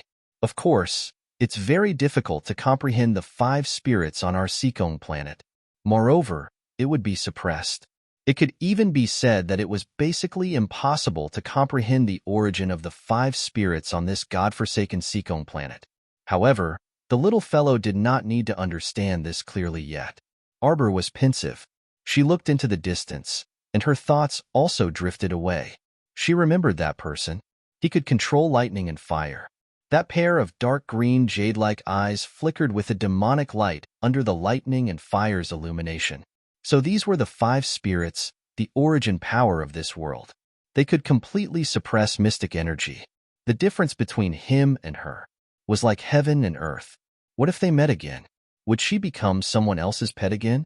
Would she be raised and fed? What a terrifying fate. Arbor shuddered, feeling a chill in her heart. A warm, thin blanket wrapped around her small body. Murong Sun reached out and picked her up. Let's go home. Don't catch a cold. Arbor's icy hand pressed against Murong Sun's cheek, and she earnestly looked at her. Master, will I be as strong as you in the future? This child's eyes were as black as 2 flawless gems, extremely beautiful. Murong Sun was startled, and her heart almost melted with this soft call. She laughed loudly and carried Arbor away, leaving behind only a faint voice. My good disciple, with your aptitude, you'll definitely surpass Master in a few years. At that time, you must remember to protect Master. Duan Yu finally managed to climb ashore. Looking at the empty waters in front of him, he felt as if 10,000 curses were running through his heart. Have the 2 of you completely forgotten about me? Is it really okay for you guys to be like this? One day later, all the carriages heading to Qinghe town gathered at the plaza in the center of the town. The disciples of the 3 sects each took their own spot, 7 in a team. The mystic cultivators and body cultivators gathered by the city lord's estate were gathered together. The holy water sect side was the liveliest in the plaza. The 7 celestial maidens surrounded a little stoic and chattered incessantly, fighting for a hug. Little junior sister, I'm your second peak senior sister Yu Gue. I am Li Ling from the 3rd summit. Junior sister, ignore them. The 2 of us are your true senior sisters. You don't have to care about the others. Jojo, let's form a team later, Bo. Before Duan Yu could approach the 7 celestial maidens' encirclement, he was suddenly forced back by 2 cold swords. Senior sisters of the Holy Water sect. I'm Duan Yu from the Daybreak sect. I'm friends with your little junior sister. We're together. Together. Duan Yu pointed at himself and Arbor with a chuckle. Little junior sister. This is your friend? Yes, we're together. Duan Yu forced his way through the crowd and ran to Arbor's side in high spirits. Chapter 181. Why did you run over here? Arbor glanced at him. I came to join you guys. Duan Yu replied with a chuckle. You don't need to care about your second junior brother and the rest? Arbor pointedly lifted his chin in Daybreak Sect's direction. Shang Kuan and the others were looking over with unsightly expressions. They're all adults and have the ability to move on their own. Why would they need me to lead them? Duan Yu waved his hand. Jojo, we've been through fire and water together. We're natural teammates. You're praising yourself. The Holy Water Sect's 7 fairies harumphed. First Peak's eldest senior sister, Su Shanshan, rudely pulled Duan Yu aside and tossed him aside. Stay away from my little junior sister. Little junior sister, let's go over there. We'll pick some reliable teammates. This youth has a glib tongue and flirtatious eyes. He doesn't look like a good person. Come back. How do I look like a bad person to you? Young Master Situ of the Heavenly Tao sect. Whispers spread through the crowd. Young Master Situ is here. Young Master Situ is the son of the Heavenly Tao sect's sect master. He's the undisputed #1 among the Heavenly Tao sect's youths. Many disciples in the plaza looked ahead with reverence. Su Shanshan supported Arbor.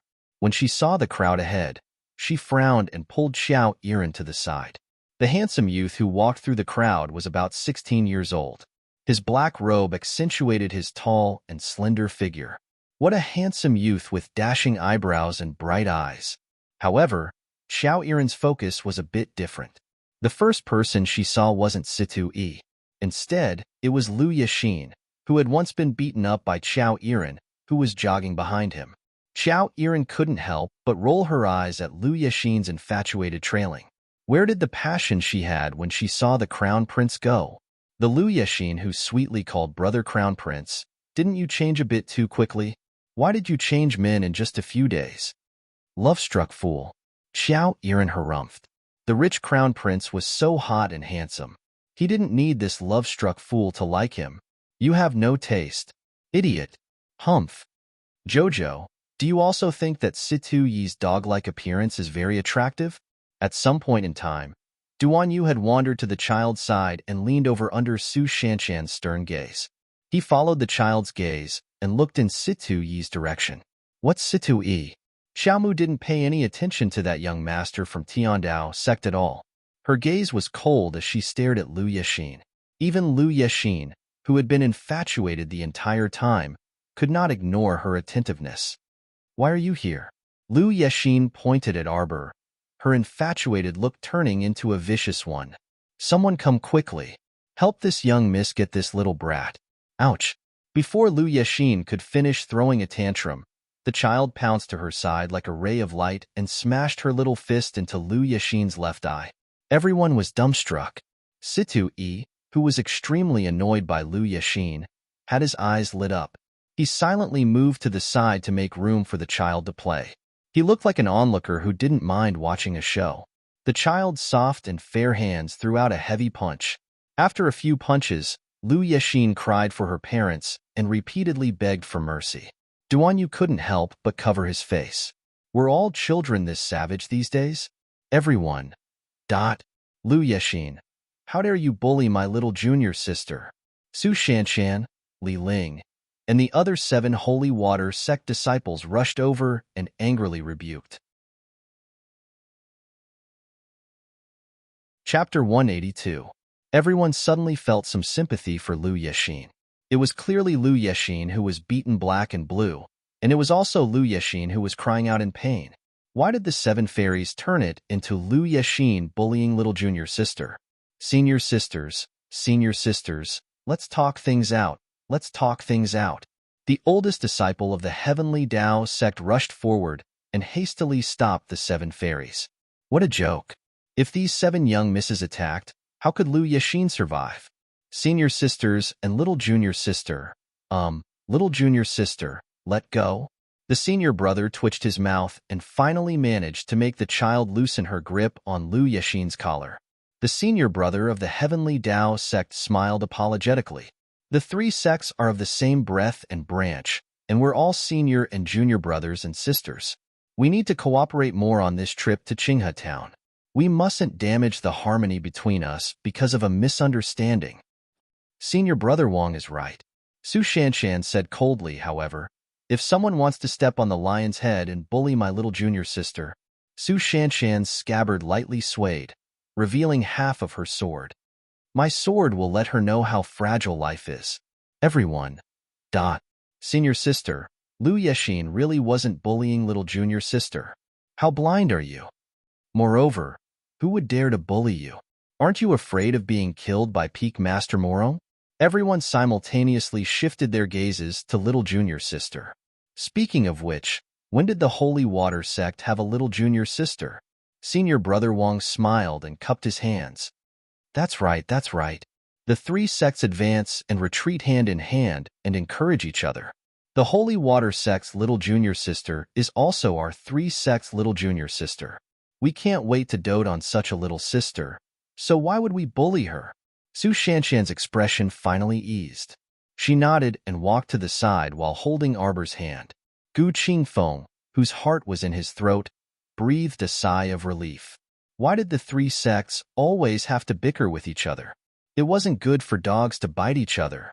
Thankfully, this small disturbance was resolved, and City Lord Gu appeared with a smile.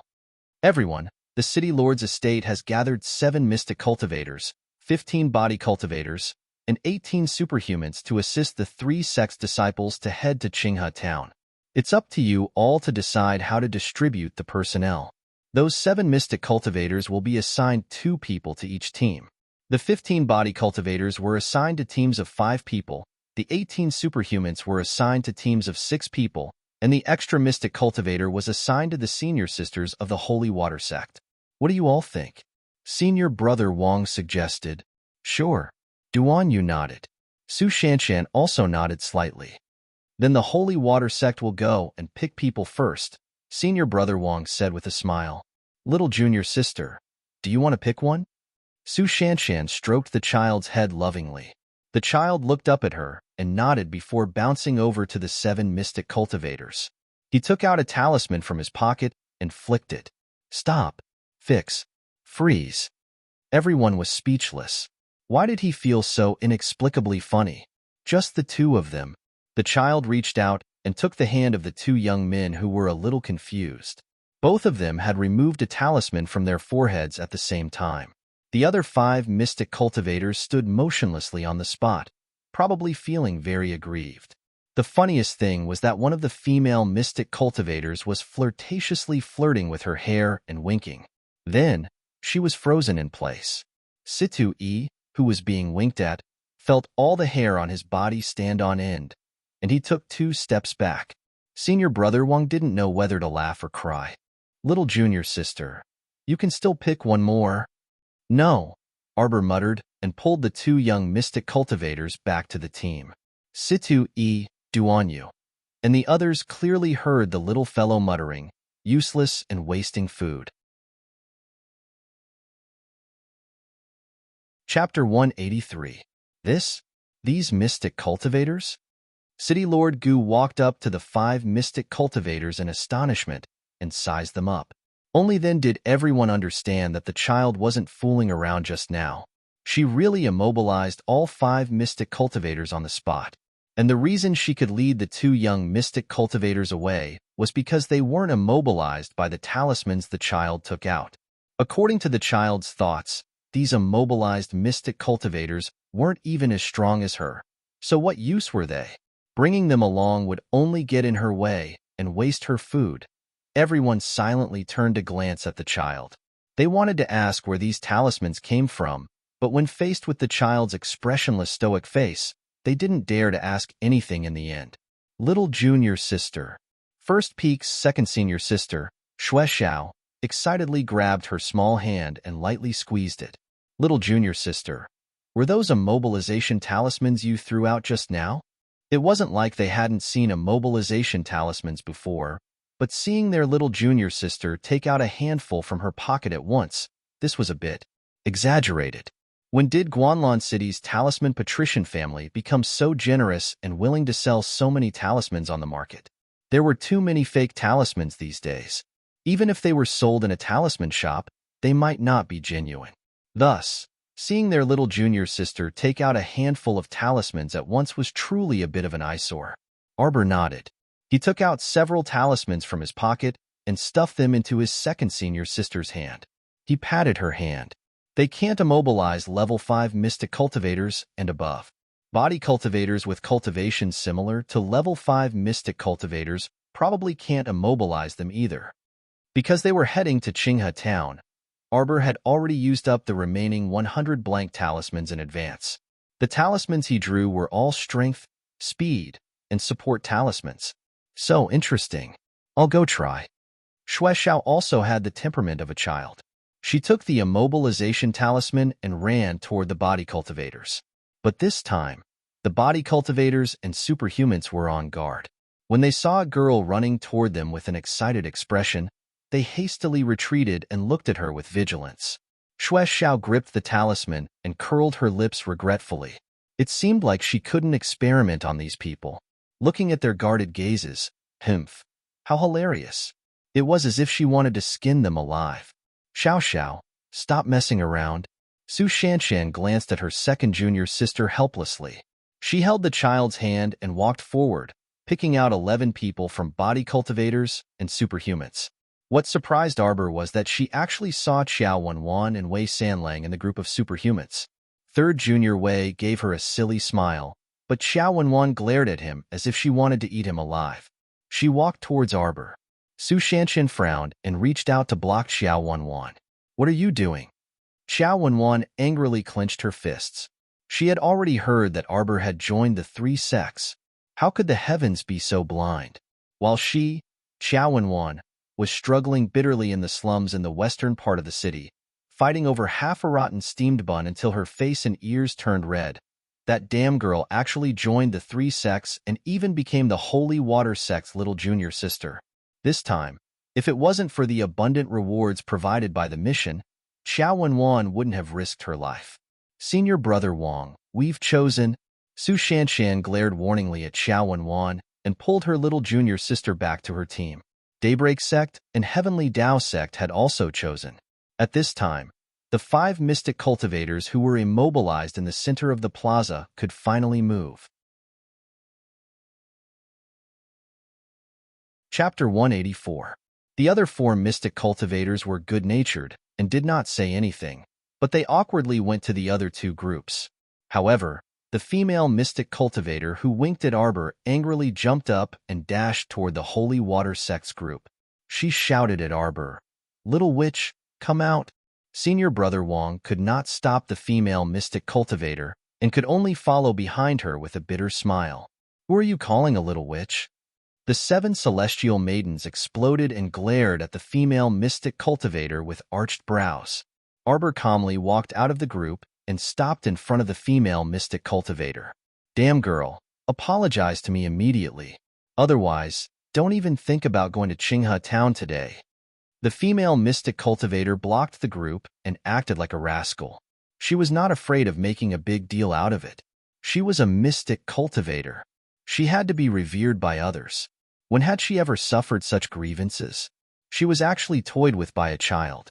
The other 4 mystic cultivators were even more embarrassed. They were immobilized by the immobilization talisman because their cultivation was not high enough. This caused the 4 originally arrogant mystic cultivators to put down their haughty attitudes and recognize their shortcomings.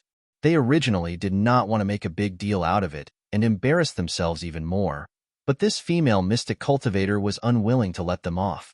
After this commotion, even the normal onlookers in the plaza knew that they mystic cultivators were not that powerful and that a single talisman could take care of them. "All right, don't say any more." One of the mystic cultivators couldn't help but frown. Little junior sister of the Holy Water sect didn't want to do anything to us. If she really wanted to immobilize us, we would have died countless times already. To put it bluntly, that child just had an eccentric temper, but her methods were quite superb. She only used the shortest amount of time to select the 2 strongest mystic cultivator companions among them and did not actually injure them. If it weren't for the female mystic cultivator causing a ruckus, many of the onlookers would not have known what happened when the child silently left after throwing the talisman. "I'm seeking justice for us. You actually dare to curse me without distinguishing right from wrong?" The female mystic cultivator was furious. Xiaomu pattered over to the female mystic cultivator's side with small steps. Duan Yu's eyes kept twitching as he silently counted in his mind. 1, 2, 3. Sleep. Arbor casually threw a talisman over and used his profound energy to shake off the talisman. The female mystic cultivator fell to the ground with a thud, and the entire place was silent. "Carry her away." The child nodded at City Lord Gu, whose mouth was twitching. "Thank you, City Lord Gu." No, it's my pleasure." Gu Qingfeng felt that his forehead was full of sweat. This kid who threw talismans at the slightest disagreement, was he really not the reincarnation of a devil incarnate? Arbor ran back to the team and looked up at Su Shanshan. "Senior sister, we can go now." Su Shanshan raised her hand and patted the child's head lovingly. She turned around and said to everyone, "Let's go." The 60 men mounted their horses in unison. The child also wanted to mount the horse valiantly, but when he lowered his head and looked at his short stature, he couldn't help but feel helpless. "Jojo, let's ride together." Duan Yu, who was in high spirits, blinked his incomparably beautiful peach blossom eyes and chuckled softly. "You don't need to trouble yourself." Su Shanshan scowled and placed Xiao Mu on the horse. Then she also mounted the horse and coldly glanced at the youth. Situ nodded at Duanyu and immediately spurred his horse to follow after them. The group galloped toward Qinghe town. The journey was not too far, and if there were no accidents, they could arrive in half a day with this speed. Chapter 185.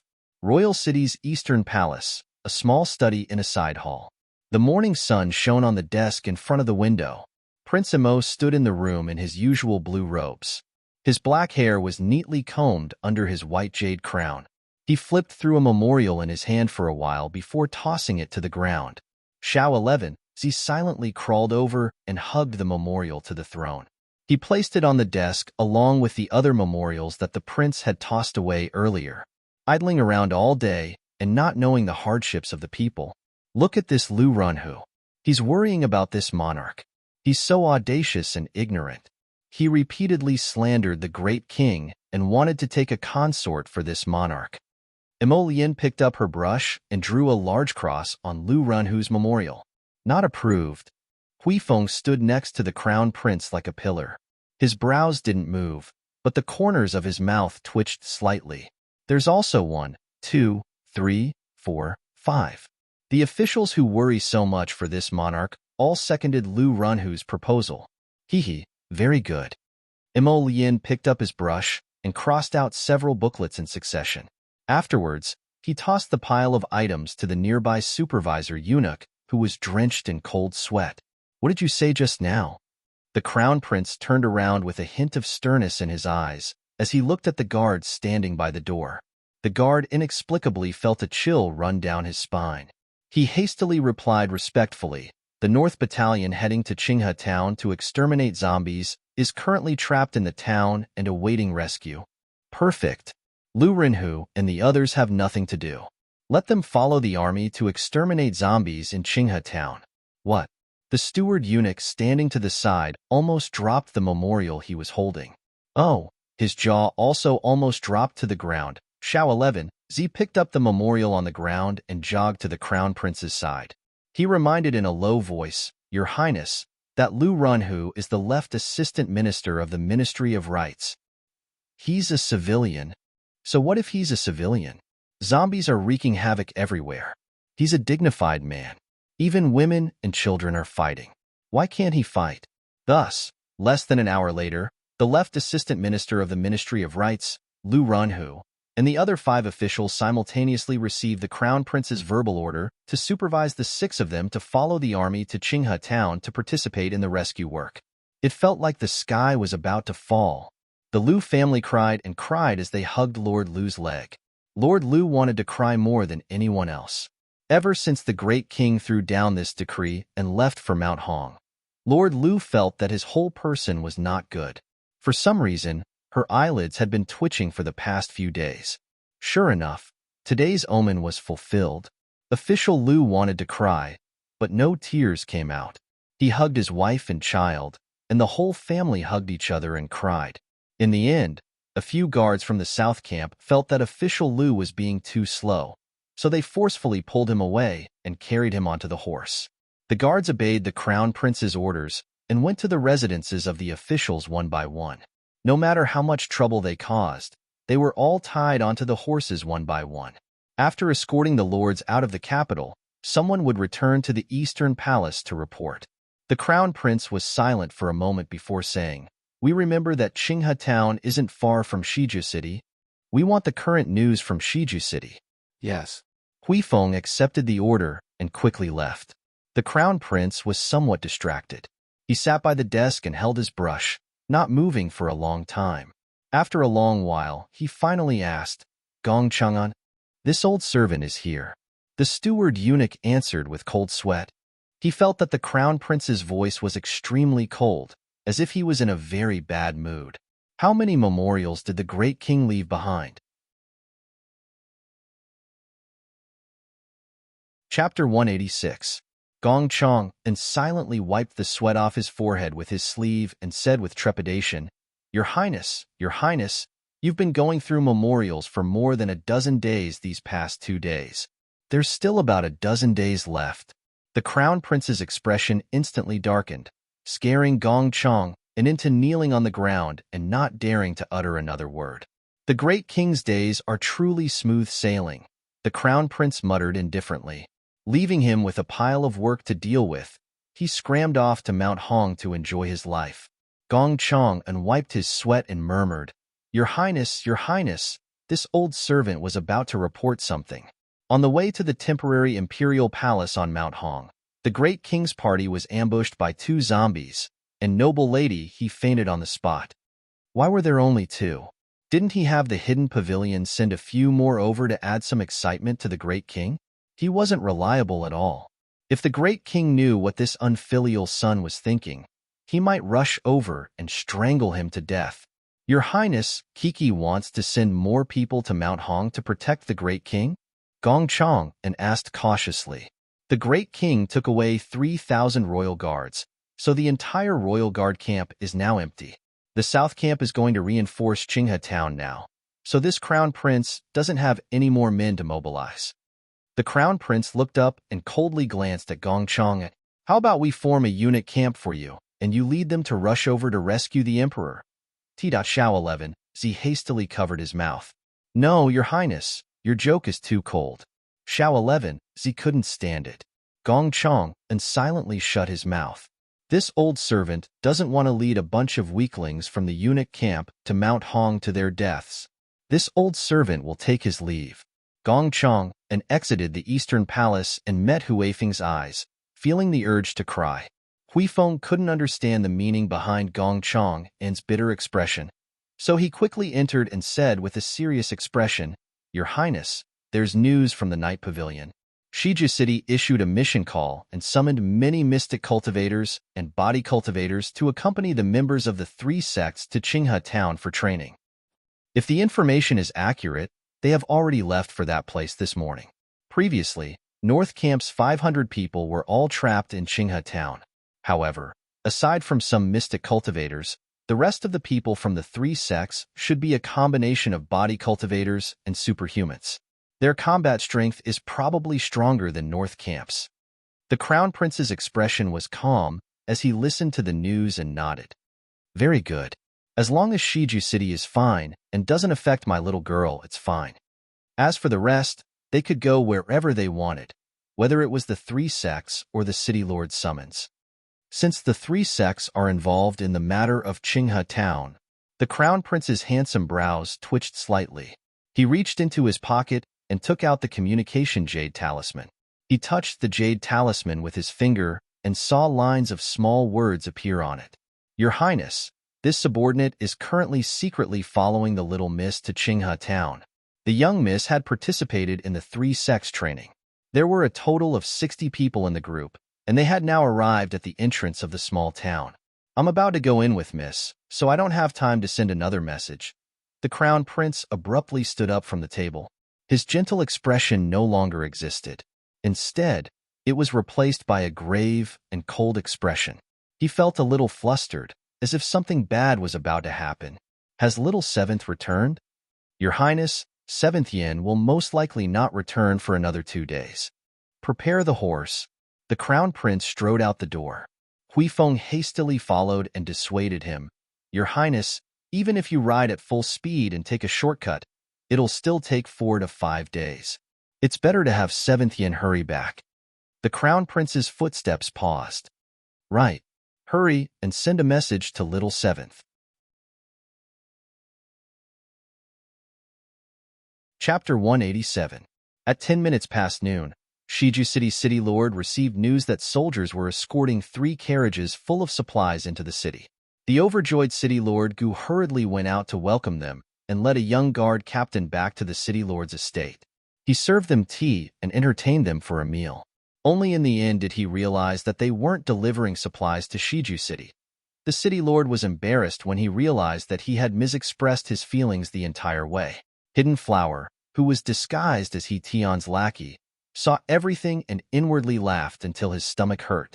If it weren't for the 3 tails following them relentlessly, Hidden Flower really wanted to take a look at the little girl that His Highness the Crown Prince was so worried about. As for now, he would just let those 3 flies fly around outside for a while. I heard that City Lord Gu sent people to Qinghe Town? He Tian asked under Hidden Flower's gaze. City Lord Gu was still immersed in the faint sorrow of the imperial court not distributing supplies to Shiju City. The imperial court's generous gift was for a little girl. While City Lord Gu was in a bad mood, a little stoic face inexplicably popped up in his mind. It couldn't be, right? City Lord Gu couldn't connect Miss Qiao and the imperial court together. Unexpectedly, City Lord Gu soon discovered that his guess was correct. They really did come for that little stoic girl. Could City Lord Gu help us invite the little girl to the City Lord's estate? Don't make a big fuss and just invite her secretly, He Tian said with a stern and squarish face. Sir Hidden Flower's intention was to let the little girl decide how to deal with those three tails after she arrived. If the little girl was too lazy to do anything, then it was completely fine for Sir to eliminate those three flies. Gu Qingfeng couldn't help but smile bitterly. Miss Qiao followed the three sects to Qinghe Town early this morning. I'm afraid she won't be able to come over to receive supplies in the near future. He Tian's face instantly darkened. City Lord, you're going overboard. How could you let an underage little girl go to such a dangerous place? Gu Qingfeng's mouth was full of bitterness, but he could only smile apologetically. The little girl set off with her sect. With the senior sisters of the Holy Water sect looking after her, there shouldn't be any problems. Since it was the sect's decision, He Tian had nothing to say. If that's the case, then we'll have to leave these supplies in the City Lord's manor for a few more days, Hidden Flower said with a smile, but his sparse eyebrows were slightly furrowed.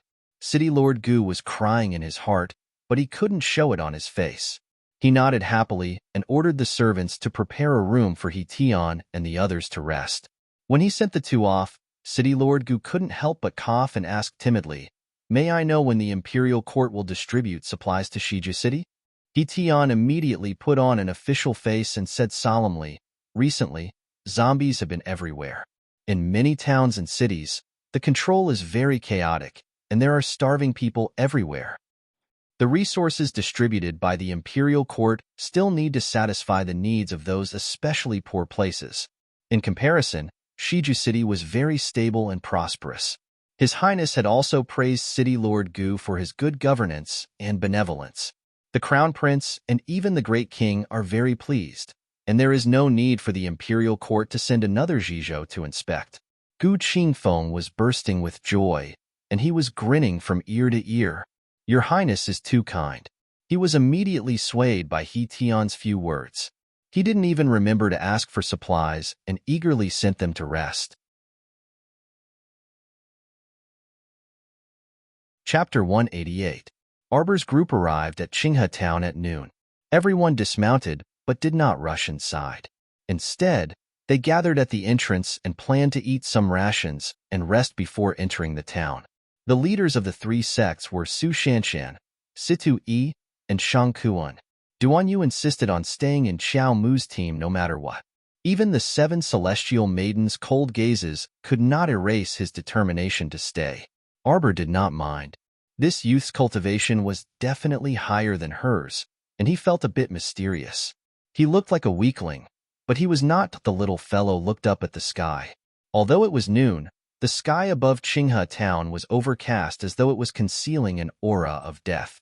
Everyone silently took out their rations to eat.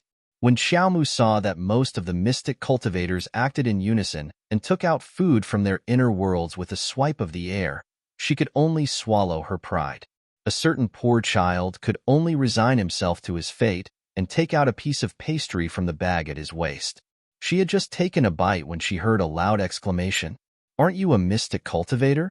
Lu Yexin seemed to have caught Xiao Mu's weakness and pointed at her with a malicious smile. "Oh, I know. You're a mystic cultivator without an inner world. Ha ha ha.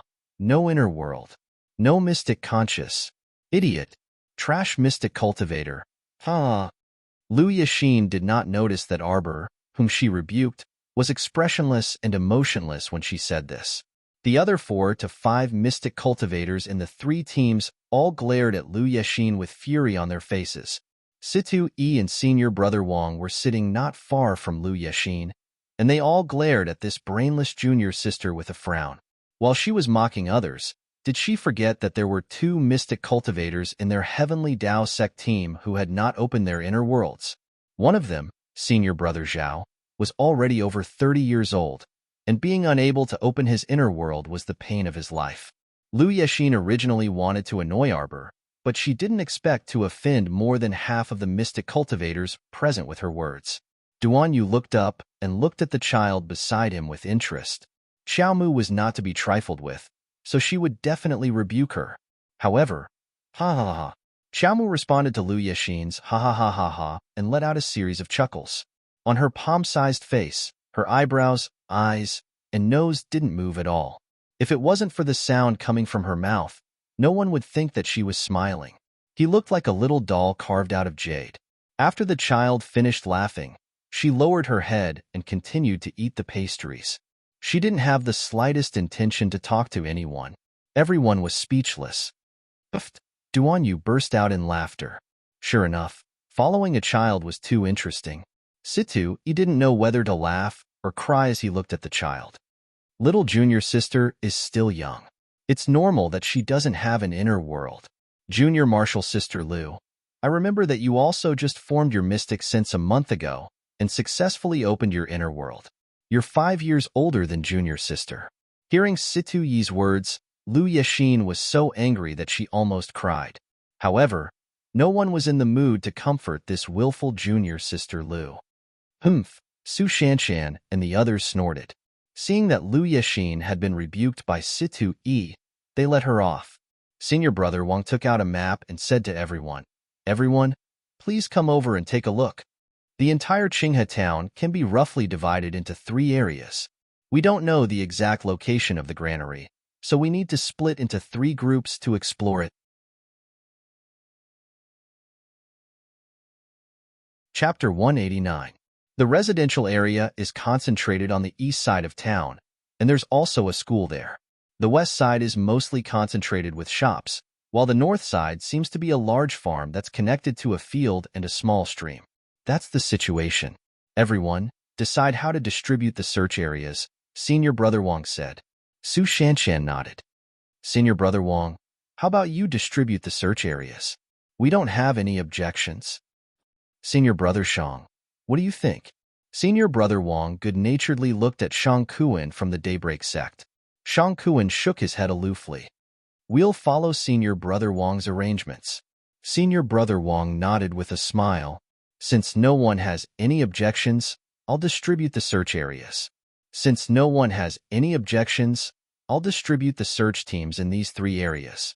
Senior sisters from the Holy Water sect will search the residential area and school in the east. The Daybreak sect will search the shops in the west. As for our Heavenly Dao sect, we'll search the farm in the north. Su Shanshan and Shang Kuan didn't have any objections. The north side was relatively large, so Senior Brother Wang's distribution was already considerate of them. We still don't know where that granary is. It could be divided into several warehouses, or it could even be empty. Therefore, it's best to be careful. Searching for supplies is secondary. The main thing is that so many of us came in, so I hope to see everyone leave safely. Senior brother is right.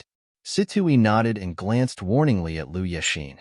Junior sister Lu, now isn't the time to mess around. I hope you can rein in your temper and obediently follow the team. Lu Yexin was gloomy, but she couldn't throw a tantrum, so she could only nod sullenly. 6 hours later, before nightfall, gather at the center of town regardless of whether you find the granary or not. Here, Senior Brother Wang pointed heavily at a certain spot on the map. Gather at the central bridge. Okay. Everyone nodded in unison. Su Shanshan held the child's small hand and stood to the side. Pitch-black waves seemed to surge in the depths of her eyes. There was a suffocating sense of discomfort in this place. All right, let's set off. Senior Brother Wang and Situ Yi walked at the very front and led the group of 60 people into Qinghe town. Sanlang, don't you feel that this place gives people goosebumps? Xiao Wenwan followed closely behind 3rd Junior Wei. She was starting to regret it. Wife, don't be afraid. I'm here. 3rd Junior Wei felt a little guilty, but it wasn't as obvious as Qiao Wenjuan's. Fear was written all over Qiao Wenjuan's face. She cautiously looked back and forth at the empty town.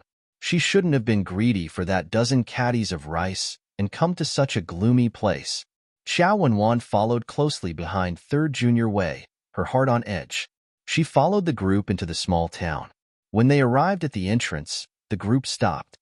Let's disperse here. Remember to gather at the central bridge before dark. Don't get caught up in the fight. Senior Brother Wang didn't finish his words. A piece of bloody flesh fell from the memorial arch above his head. Blood splashed onto the heads and faces of several people. Everyone's heart tightened. Only Xiao Wenwan opened her mouth and howled uncontrollably. But halfway through his howl, he was punched hard in the mouth. The force of the punch threw her to the ground with a bang. Everyone's vision blurred.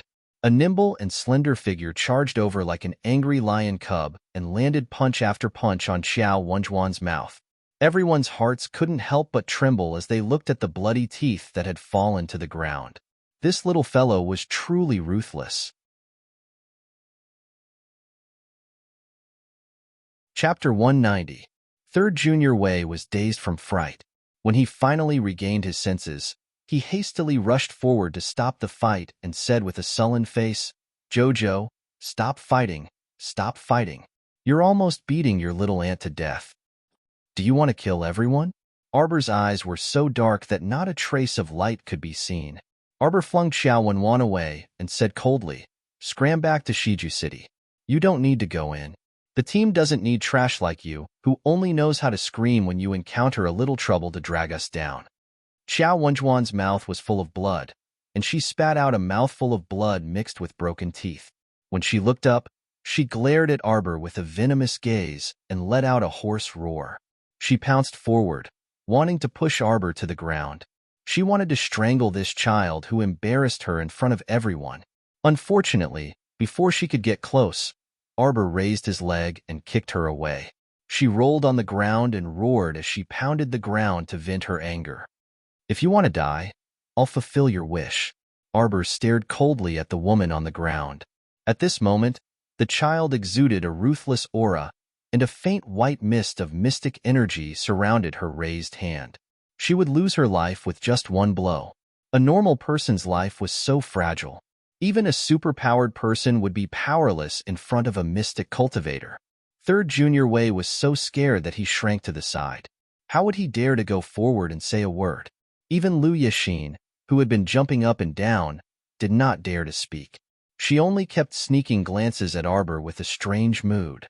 She felt that she had always been bullied by the child. Today, she suddenly saw her bullying someone else, and so viciously at that. It felt a little strange.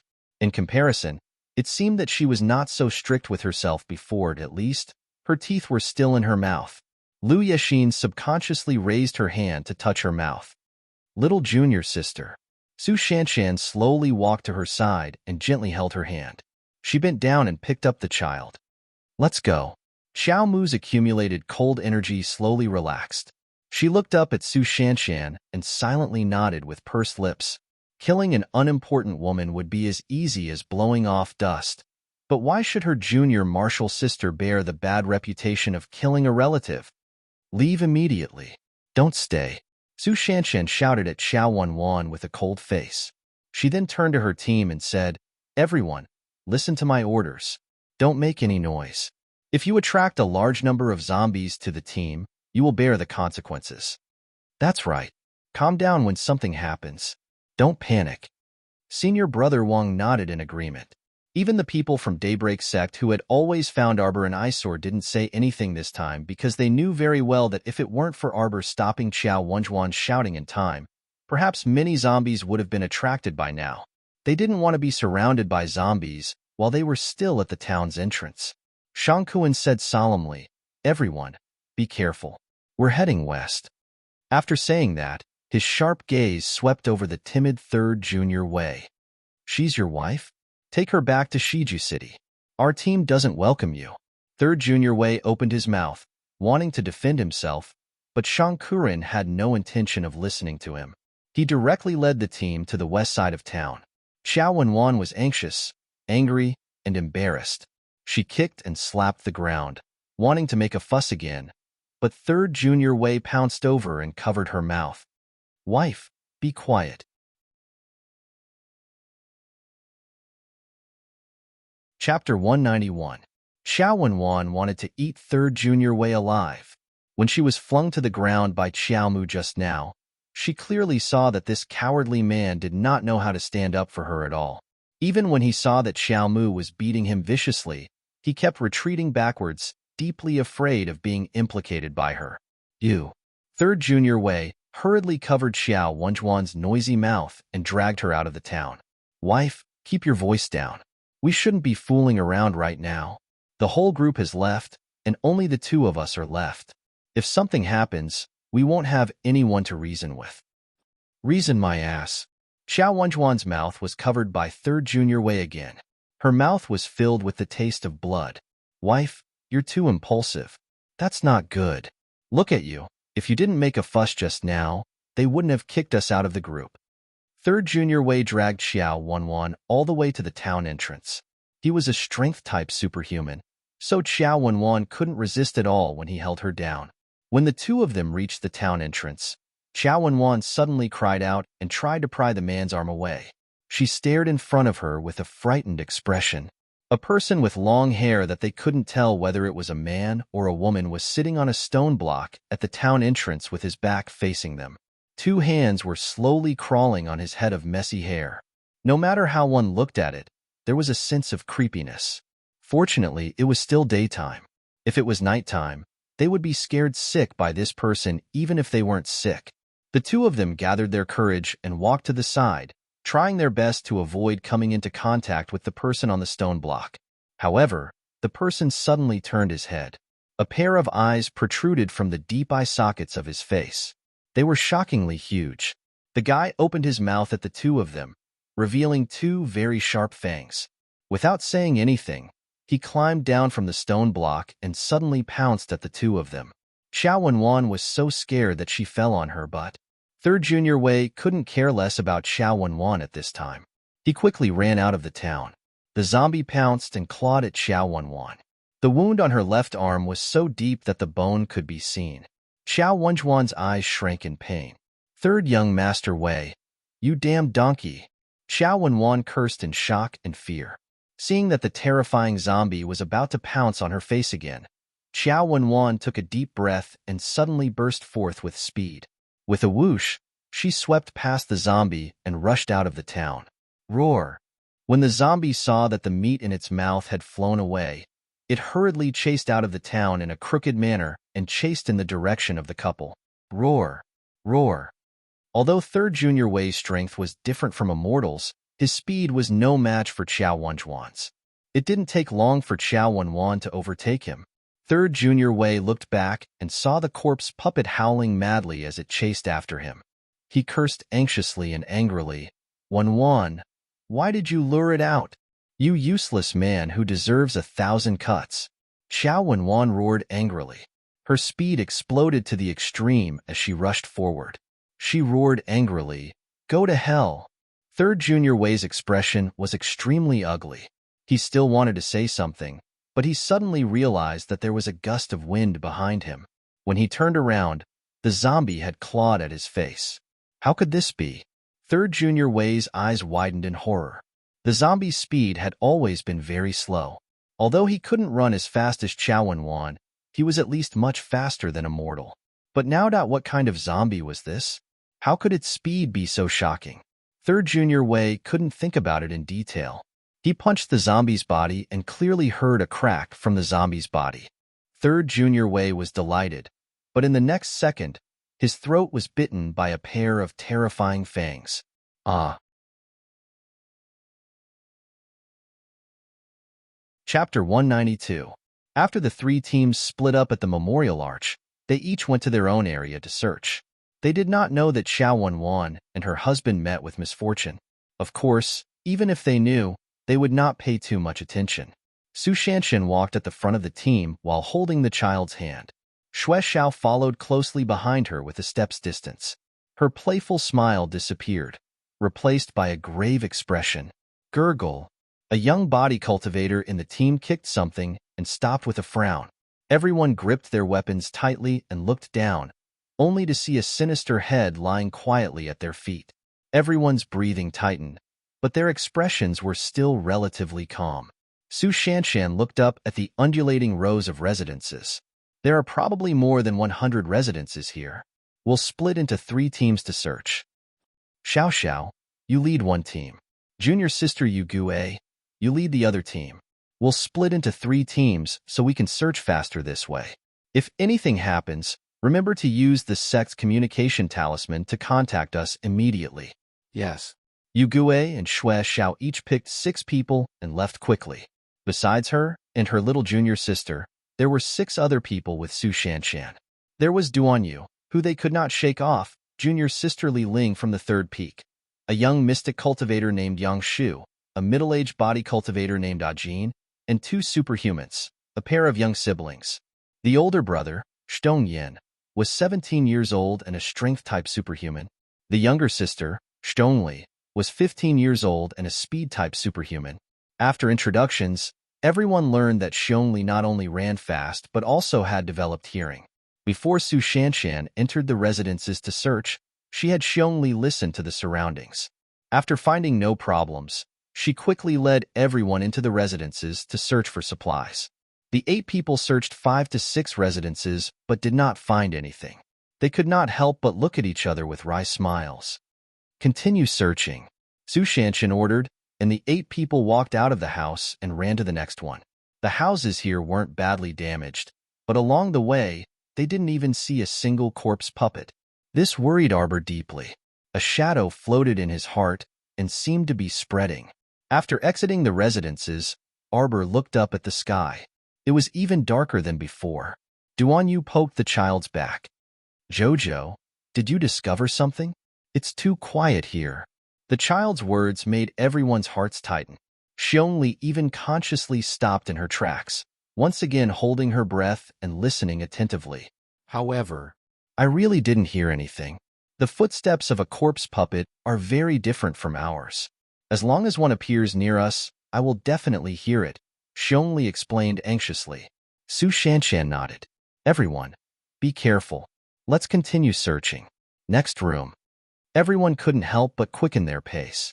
However, although the rooms were intact and undamaged, there was no food at all.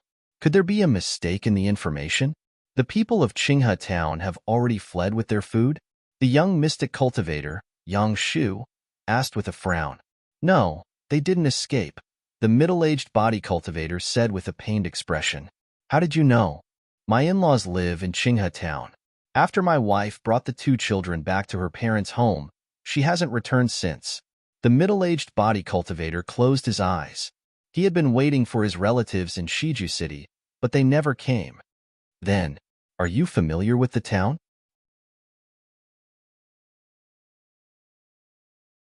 Chapter 193.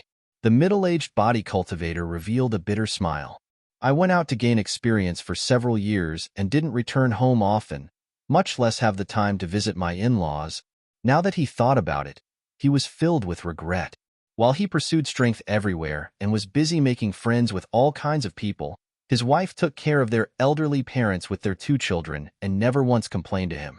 But now, it was so difficult for him to even see his wife and children again. The young mystic cultivator, Yang Shu, patted body cultivator Ajin's shoulder. He wanted to say a few words of consolation, but was unable to say anything after a moment of hesitation. Everyone present was well aware of this. Ajin's wife and children were most likely doomed. Su Shanshan took a deep breath and said, Let's finish searching this area. If we still don't find anything, I think we shouldn't enter these residences one by one. Let's circle to the back and see if there are granaries. Okay. They all nodded without any objections. Arbor gathered his sleeves and followed behind them. He slowly turned his head and glanced behind him. There seemed to be some kind of unease hidden under the peaceful residence district. The 8 of them entered a relatively large residence. This size was one of the best in the entire Qinghe town. Mystic cultivator Yang Shu was the first to kick open the 2 large doors. Everyone cautiously entered with weapons in hand.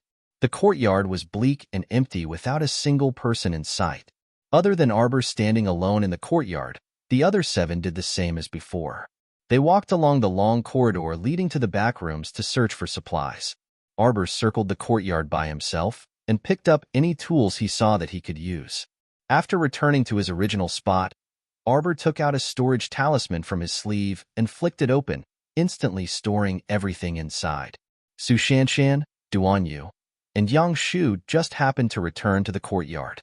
They immediately saw the child standing in the middle of the courtyard, gently gathering her sleeves and slightly raising her head. A talisman emitting a blue light was floating in front of her. Her small, fair hands poked out of her sleeves and swiped at the air. All the miscellaneous items on the ground disappeared in the blink of an eye. Everyone's hearts jolted, and Duan Yu even sprinted to the child's side. He grabbed the child's hand and exclaimed, "Storage talisman." The child calmly withdrew his hand and looked at the young man expressionlessly. "Young man, what are you so excited about?" "Wow, this kind of storage talisman is hard to buy even on the black market." Compared to her older brother's solemnness, Xiongli, this younger sister, was pretty and vivacious. She was not shy with strangers at all, and she ran up to Qiao Mu and held her small hand with a chuckle. "Little sister, you really have hidden your abilities well." Su Shanshan nodded her head in agreement.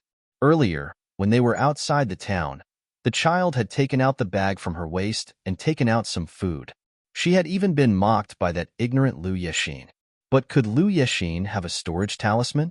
Perhaps even her father, who was the vice hall master of Tiandao sect, wouldn't be able to get a precious storage talisman from the black market. No wonder Master said to her aloofly before they left, "Your little junior sister doesn't need you people to worry about her. Compared to your little junior sister, Master is more worried about you all." Xiao Xiao's temper is especially irritable, so you have to watch her more. As for your little junior sister, you'll know in the future. Recalling her master's meaningful smile, Su Shanshan took a deep breath. Chapter 194. It's possible to buy immobilization talismans on the black market, but I've never seen a storage talisman before. Duan Yu's eyes were so bright they were about to burn. He tossed the child's disdain to the back of his mind. Duan Yu relentlessly grabbed the child's hand and chuckled as he questioned, "Little fellow, where did you buy these talismans?" Could it be that some underground black market opened an auction and didn't inform him? The child decisively slapped away Duan Yu's hand and silently put away the blue talisman before running towards Su Shanshan. "Duan Yu, my heart hurts. I have such a handsome face that angers the heavens, but why am I so unpopular with this child? Eldest senior sister, let's go." Arbor suddenly paused and pulled Su Shanshan over, a cold glint flashing through his narrowed eyes. The blue talisman jumped out again, and a pitch-black repeating crossbow instantly appeared in her hand. Whoosh, whoosh, whoosh. 3 iron arrows shot out like shooting stars. Hoarse screeches came from the sky, and 3 black lumps fell down. They were accompanied by pieces of rotten flesh that softly clattered to the ground. The 7 people instantly gathered around Arbor and looked up in shock. The originally pitch-black sky was now tainted by a large flock of pitch-black crows, turning it completely black. They were like a black iron plate hanging in the sky as they rapidly moved toward the residential area on the east side. Arbor's heart skipped a beat, and he clenched his fists tightly. 3rd-level mutated zombie crows. Why did these things appear in Qinghe Town? The mutation speed was so fast in this life. Mutated zombie crows appeared in less than half a month. What more terrifying things would happen in the future? Or could it be that these mutated zombie crows also appeared in her previous life? So almost all the people from the 3 sects were trapped in Qinghe Town and never returned? In reality, there was no time for her to think about it. Although these mutated zombie crows were not difficult to deal with, there were too many of them. Once they surrounded them, they would probably be wiped out. Moreover, she finally figured it out. Why was this place so quiet? It was likely that the corpses had been eaten by the crows before they mutated, which accelerated the mutation of the corpse crows. It made the entire Qinghe town look empty without a single zombie to be found. Junior Sister Li Ling quickly released the sect's message talisman and asked everyone to gather at the town's memorial archway. Su Shanshan said calmly, Li Ling immediately took out the sex message talisman from his inner world and hastily wrote 2 lines of words. Then, he threw it into the sky with a whoosh and watched as it turned into specks of stars and dissipated. "It's too late, Grand Senior Sister." Arbor's black eyes narrowed. He quickly took out 7 or 8 talismans from his sleeves and threw them at everyone. "Run!" Arbor took the lead and ran towards the back of the residential area. At this moment, Su Shanshan also realized that it was unrealistic for everyone to run back to the entrance of the town. The sky in front of them was completely blocked by the mutated cadaveric crows. They flapped their wings that were full of rotten flesh, and as they flapped, smelly lumps of flesh fell from above. The place where Arbor escaped to was an opening. Su Shanshan shouted, "Come over here. Follow little junior sister." Xiongli displayed her innate speed and grabbed her brother Xiong Yen, who was running at the very back. With a few jumps, she followed behind Arbor. Soon, the sound of flapping wings came from behind them. The mutated cadaveric crows had caught up. A 3-story residence appeared in front of them. The Qingfeng Academy plaque at the entrance was already broken and lying on the ground. Chapter 195. Everyone rushed into the classroom in 2s and 3s. Because of the speed talisman, everyone was able to display extraordinary speed. Eldest senior sister, eldest senior sister, little junior sister. Several pleasantly surprised shouts came from the side entrance. Su Shanshan looked up and saw that Xue Zhao's and Yu Gui's teams had arrived. She was overjoyed and quickly waved at them. "Quick, let's go in first." The 3 teams converged, and everyone dashed into the academy. They quickly turned around and closed the wooden doors and windows in time. Immediately, they heard a series of flapping sounds as a dozen or so mutated cadaveric crows swooped down from the sky and slammed into the doors and windows. Everyone's hearts clenched tightly as they followed the swaying of the doors and windows. "Quick, move those stools and tables over here." At Su Shanshan's command, many people immediately rushed over and dragged over all the tables and chairs in the academy. They stacked them one by one in front of the doors and windows. Through the crack in the window lattice, Arbor coldly looked at the dense flock of cadaveric crows in the sky and frowned.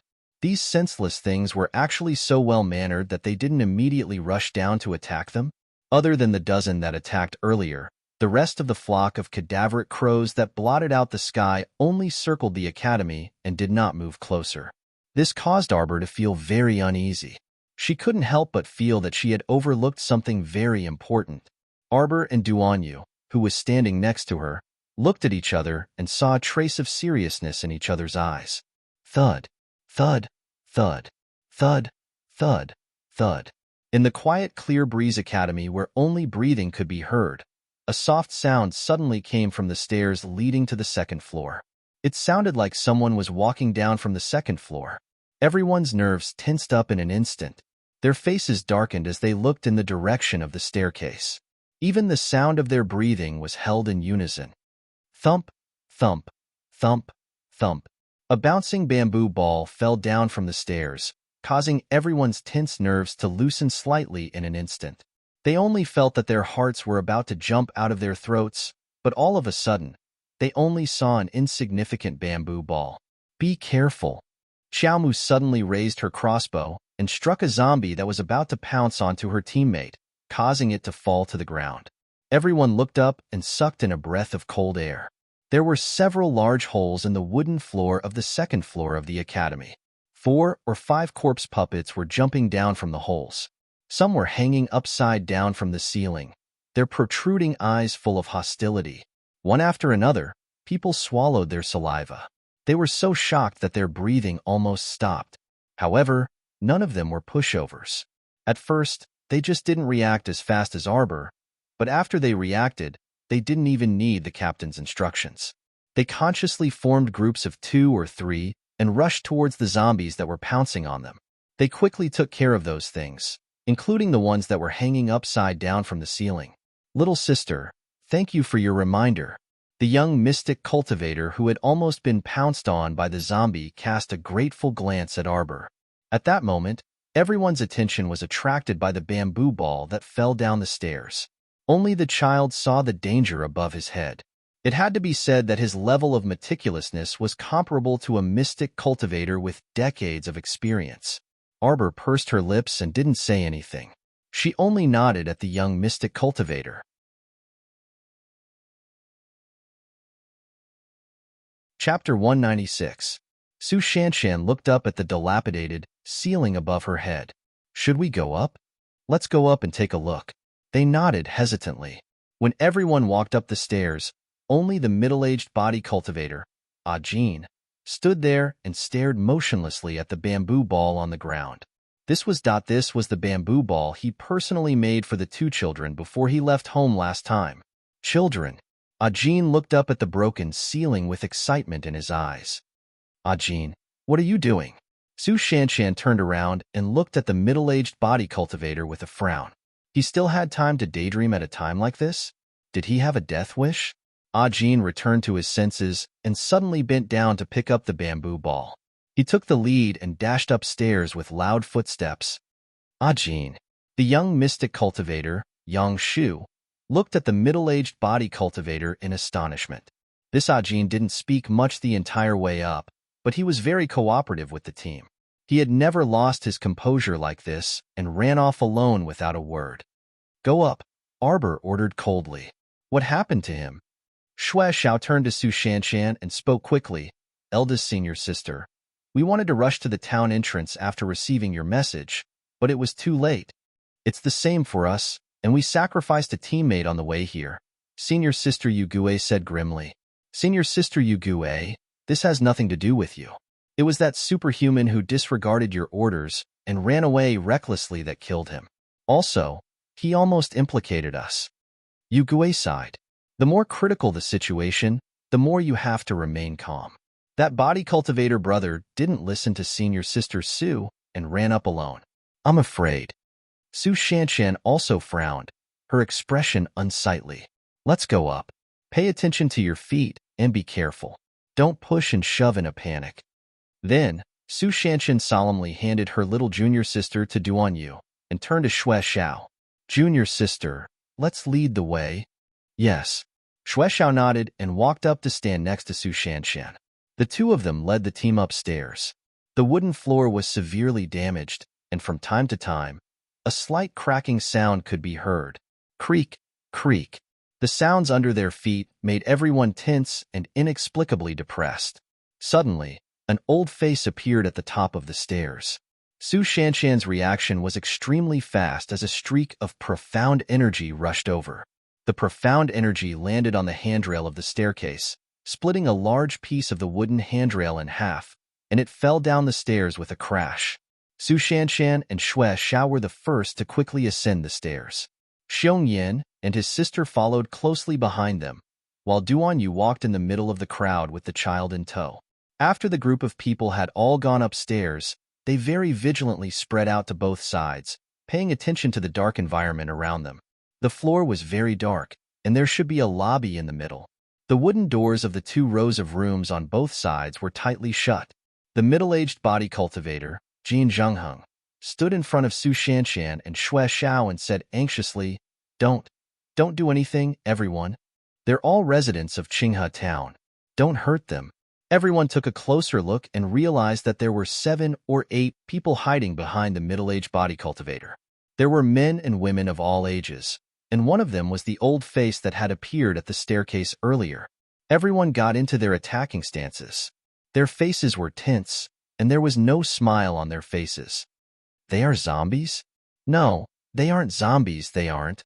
Jin Jingheng's hands tightly hugged 2 9- and 10-year-old children as he looked earnestly at Su Shanshan.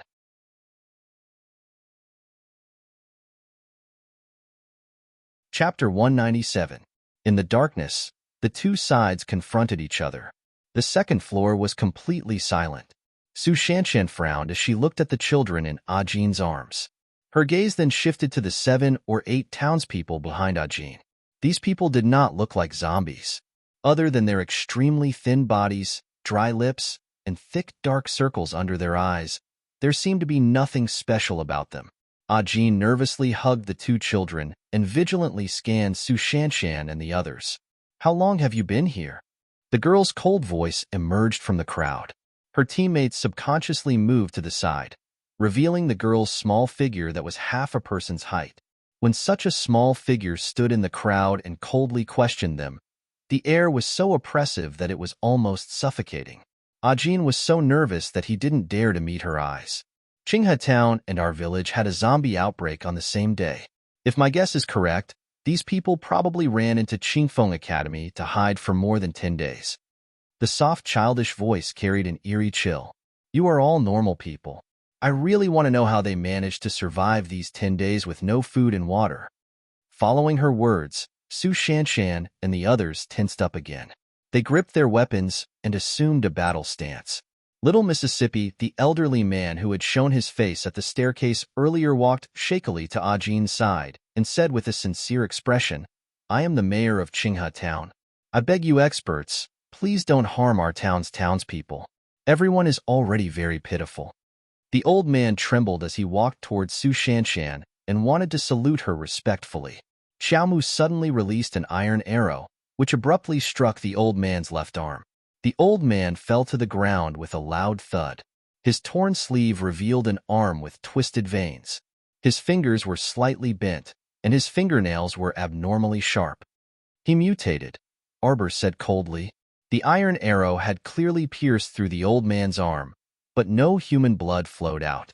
Everyone gasped at the same time. The mystic cultivator's weapons were covered in a layer of mystic energy. The body cultivators clenched their fists, and the superhumans were all ready to attack. Arbor finally understood why he felt uneasy. Since the level 3 corpse crow had appeared, it meant that there was a level 3 corpse puppet here. The large flock of cadaverate crows was intimidated by the level 3 mutated corpse puppet, so they only hovered in the sky and did not descend. Once they were summoned, the consequences would be unimaginable. Level 1 and 2 zombie puppets would only stupidly strangle their opponents until they stopped breathing and became a dead man. Moreover, it would take a certain amount of time for a dead person to slowly mutate into a rank 1 zombie. Level 3 corpse puppets were completely different. Compared to the previous 2, level 3 corpse puppets were not only faster, but their strength was also greatly increased. A level 3 Mystic Cultivator could effortlessly dispose of 3 to 5 level 1 and level 2 zombies, but when faced with the simultaneous attacks of 3 to 5 level 3 zombies, they could only be suppressed and beaten. The scariest thing was that these monsters that had evolved into level 3 corpse puppets had become fond of eating human flesh. Once scratched by a level 3 corpse puppet, the victim would also mutate into a corpse puppet after the incubation period of 15 days. They would completely lose their human thoughts and enter a state of brain death. Arbor only took one look at the old man's arm and knew that the old man had entered the late stage of the incubation period. It had been at least 7 days since his arm was scratched by a level 3 corpse puppet. Kill them! The old man curled up his body and suddenly exploded with an ear-piercing roar.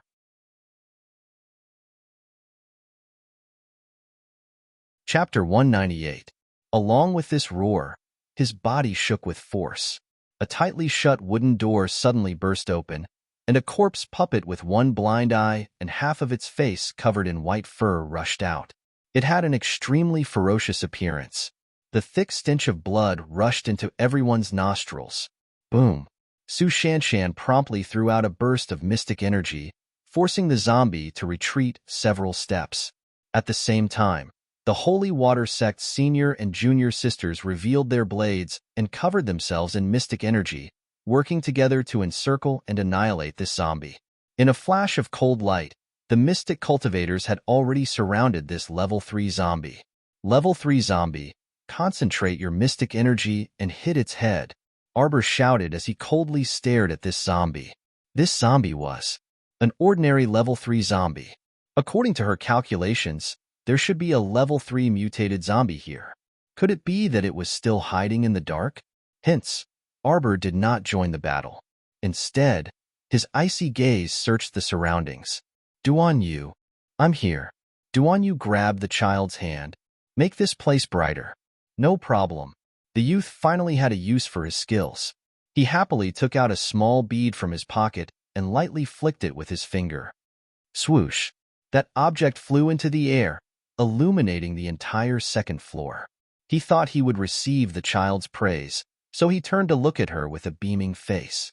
Unexpectedly, he received an irritated eye roll. "Duan Yu, are you the beads of an abacus?" He plucked and moved. As teammates, shouldn't they have taken out illumination pearls to illuminate this place? Duan Yu was speechless.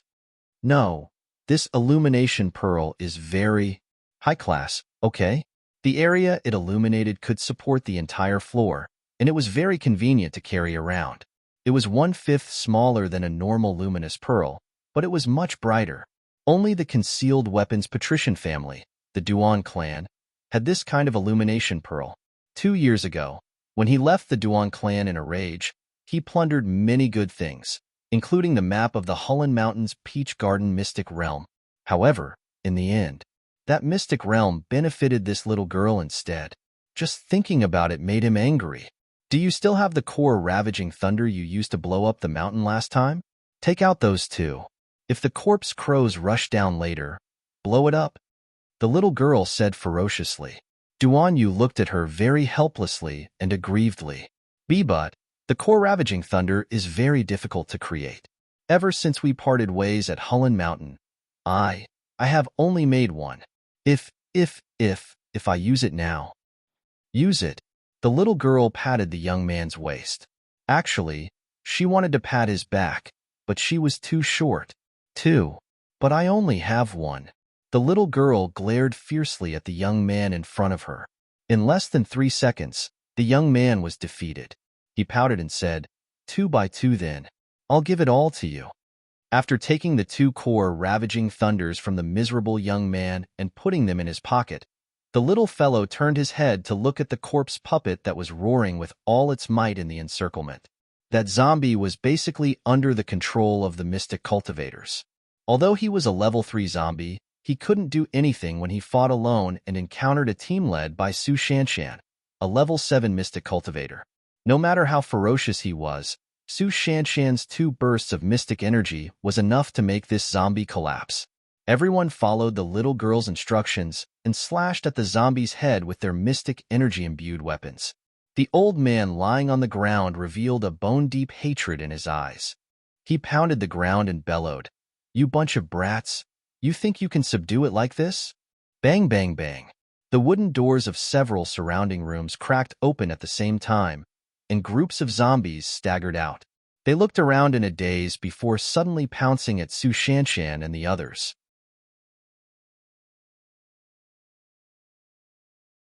Chapter 199. Bang, bang. Arbor fired several bolts in succession with his crossbow. Each bolt could blast open a zombie's head without missing a target. This type of normal crossbow could only fire 5 bolts in succession at most. Thus, after Arbor killed 5 zombies, he did not install more bolts in the crossbow. Instead, he put away the crossbow and swung his fists. Mystic energy erupted, and beams of white light shot toward the zombies' heads that surrounded him, attacking them indiscriminately. In the chaotic battle, the 7 or 8 Qinghe town townsfolk held their heads and dodged to the side in horror. One of them was hit by the mystic energy ejected by the mystic cultivator and fell to the ground with a wail. Ajin hugged the 2 children and hurriedly shouted at the crowd, "Stop! Listen to me! All of you stop!" The young mystic cultivator, Yang Shu, paused in his attack and was almost caught by a zombie that pounced out from the side. A mystic light suddenly exploded on the zombie's hands. Following that, a black ferrule floated into the air and swung at the zombie's head, causing it to explode. The ferrule returned to Arbor's hand after a smooth black ink. Yang Shu was startled, then hastily turned his head and nodded gratefully at Arbor. "Thank you." Arbor coldly swept his gaze over Yang Shu and Ajin. He harshly rebuked in his soft, childish voice, "Soft-hearted. They've all been infected and have entered the incubation period. In essence, they're no longer your kind. Being merciful will only cause your own deaths. Don't blame me for not reminding you. Once these people complete the incubation period and completely mutate into zombies, they'll become level 2 zombies or higher." Yang Shu lowered his head in shame. He was actually not as decisive as a little girl. He had truly been foolish for so many years. "Kill them all." Arbor coldly threw down this sentence and ignored Ajin and the others. He turned and flew to eldest senior sister Su Shanshan's side to help deal with the several dozen zombies that surged out of the side room. How could you? How could you be so cruel? Ajin's expression instantly changed as he hugged the two children. Could it be that the child meant to kill everyone present? But they were just some innocent townspeople of Qinghe Town. There were actually 40 to 50 zombies hidden in the rooms on the second floor. However, most of them were only level 1 zombies, and they were facing a group of mystic cultivators and body cultivators. Within a few minutes, Arbor's group disposed of all the zombies. As soon as he turned around, the old mayor of Qinghe Town abruptly jumped up from the ground and opened his mouth to howl. His old body swayed as he raised his hand to grab Arbor. The mouth was wide open beyond the scope of a normal human being, and a distorted old face was infinitely enlarged in front of Arbor. Bang! The child stretched out his leg and kicked the old man in the stomach. Even the surrounding companions felt their hearts skip a beat. They felt that this kick should be very painful on the old man's body. The old man curled up his body and twitched on the ground for a while. He struggled to stand up. Arbor didn't wait for him to get up and smacked him on the head with his ferrule. With a soft pop, the old man's head exploded like a smashed watermelon. The townspeople of Qinghe Town trembled as they looked at the little devil in front of them. Everyone huddled together with fear on their faces. Disperse. Search all the rooms on the second floor, Su Shanshan ordered with a cold expression. Pay attention to the situation. Don't let these zombies touch you.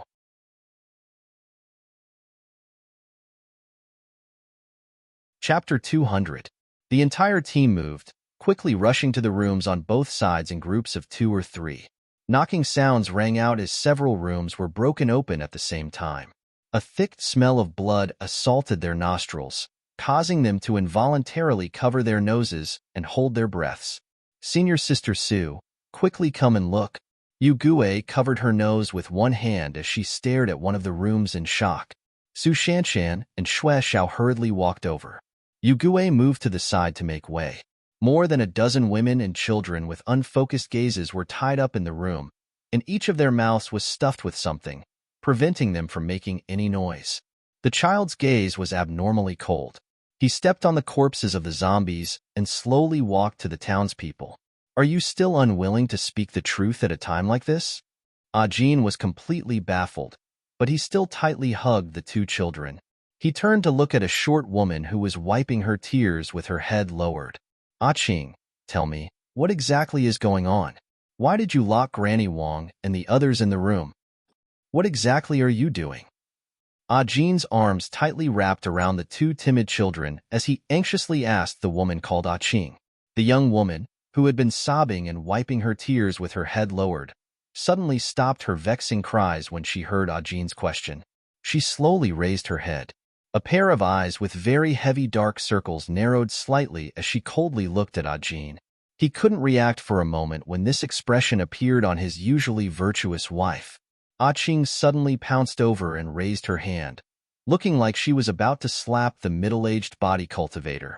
However, before her hand could touch the body cultivator, it was brushed away by a vibrating mystic energy.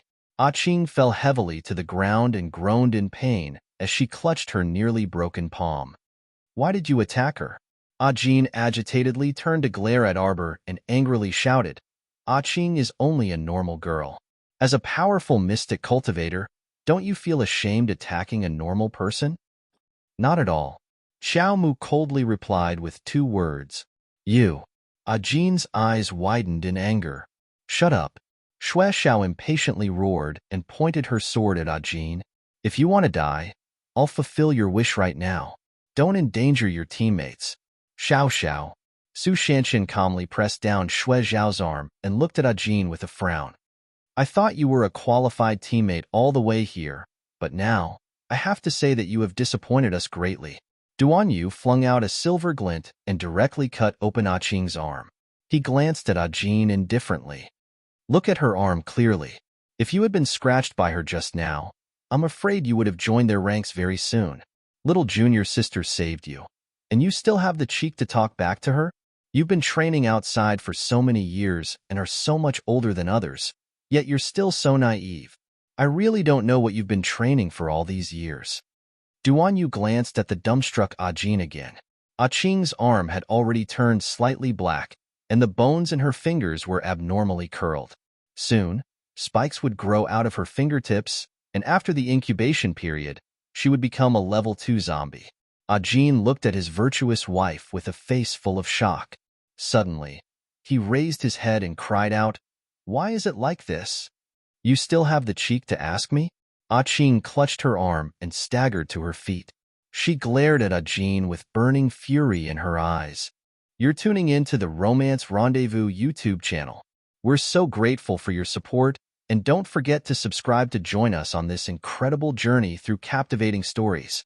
Your generosity through donations truly makes a world of difference, as it's the primary source of revenue that allows me to expand and enhance this channel for you. Thank you from the bottom of my heart for being a part of this adventure.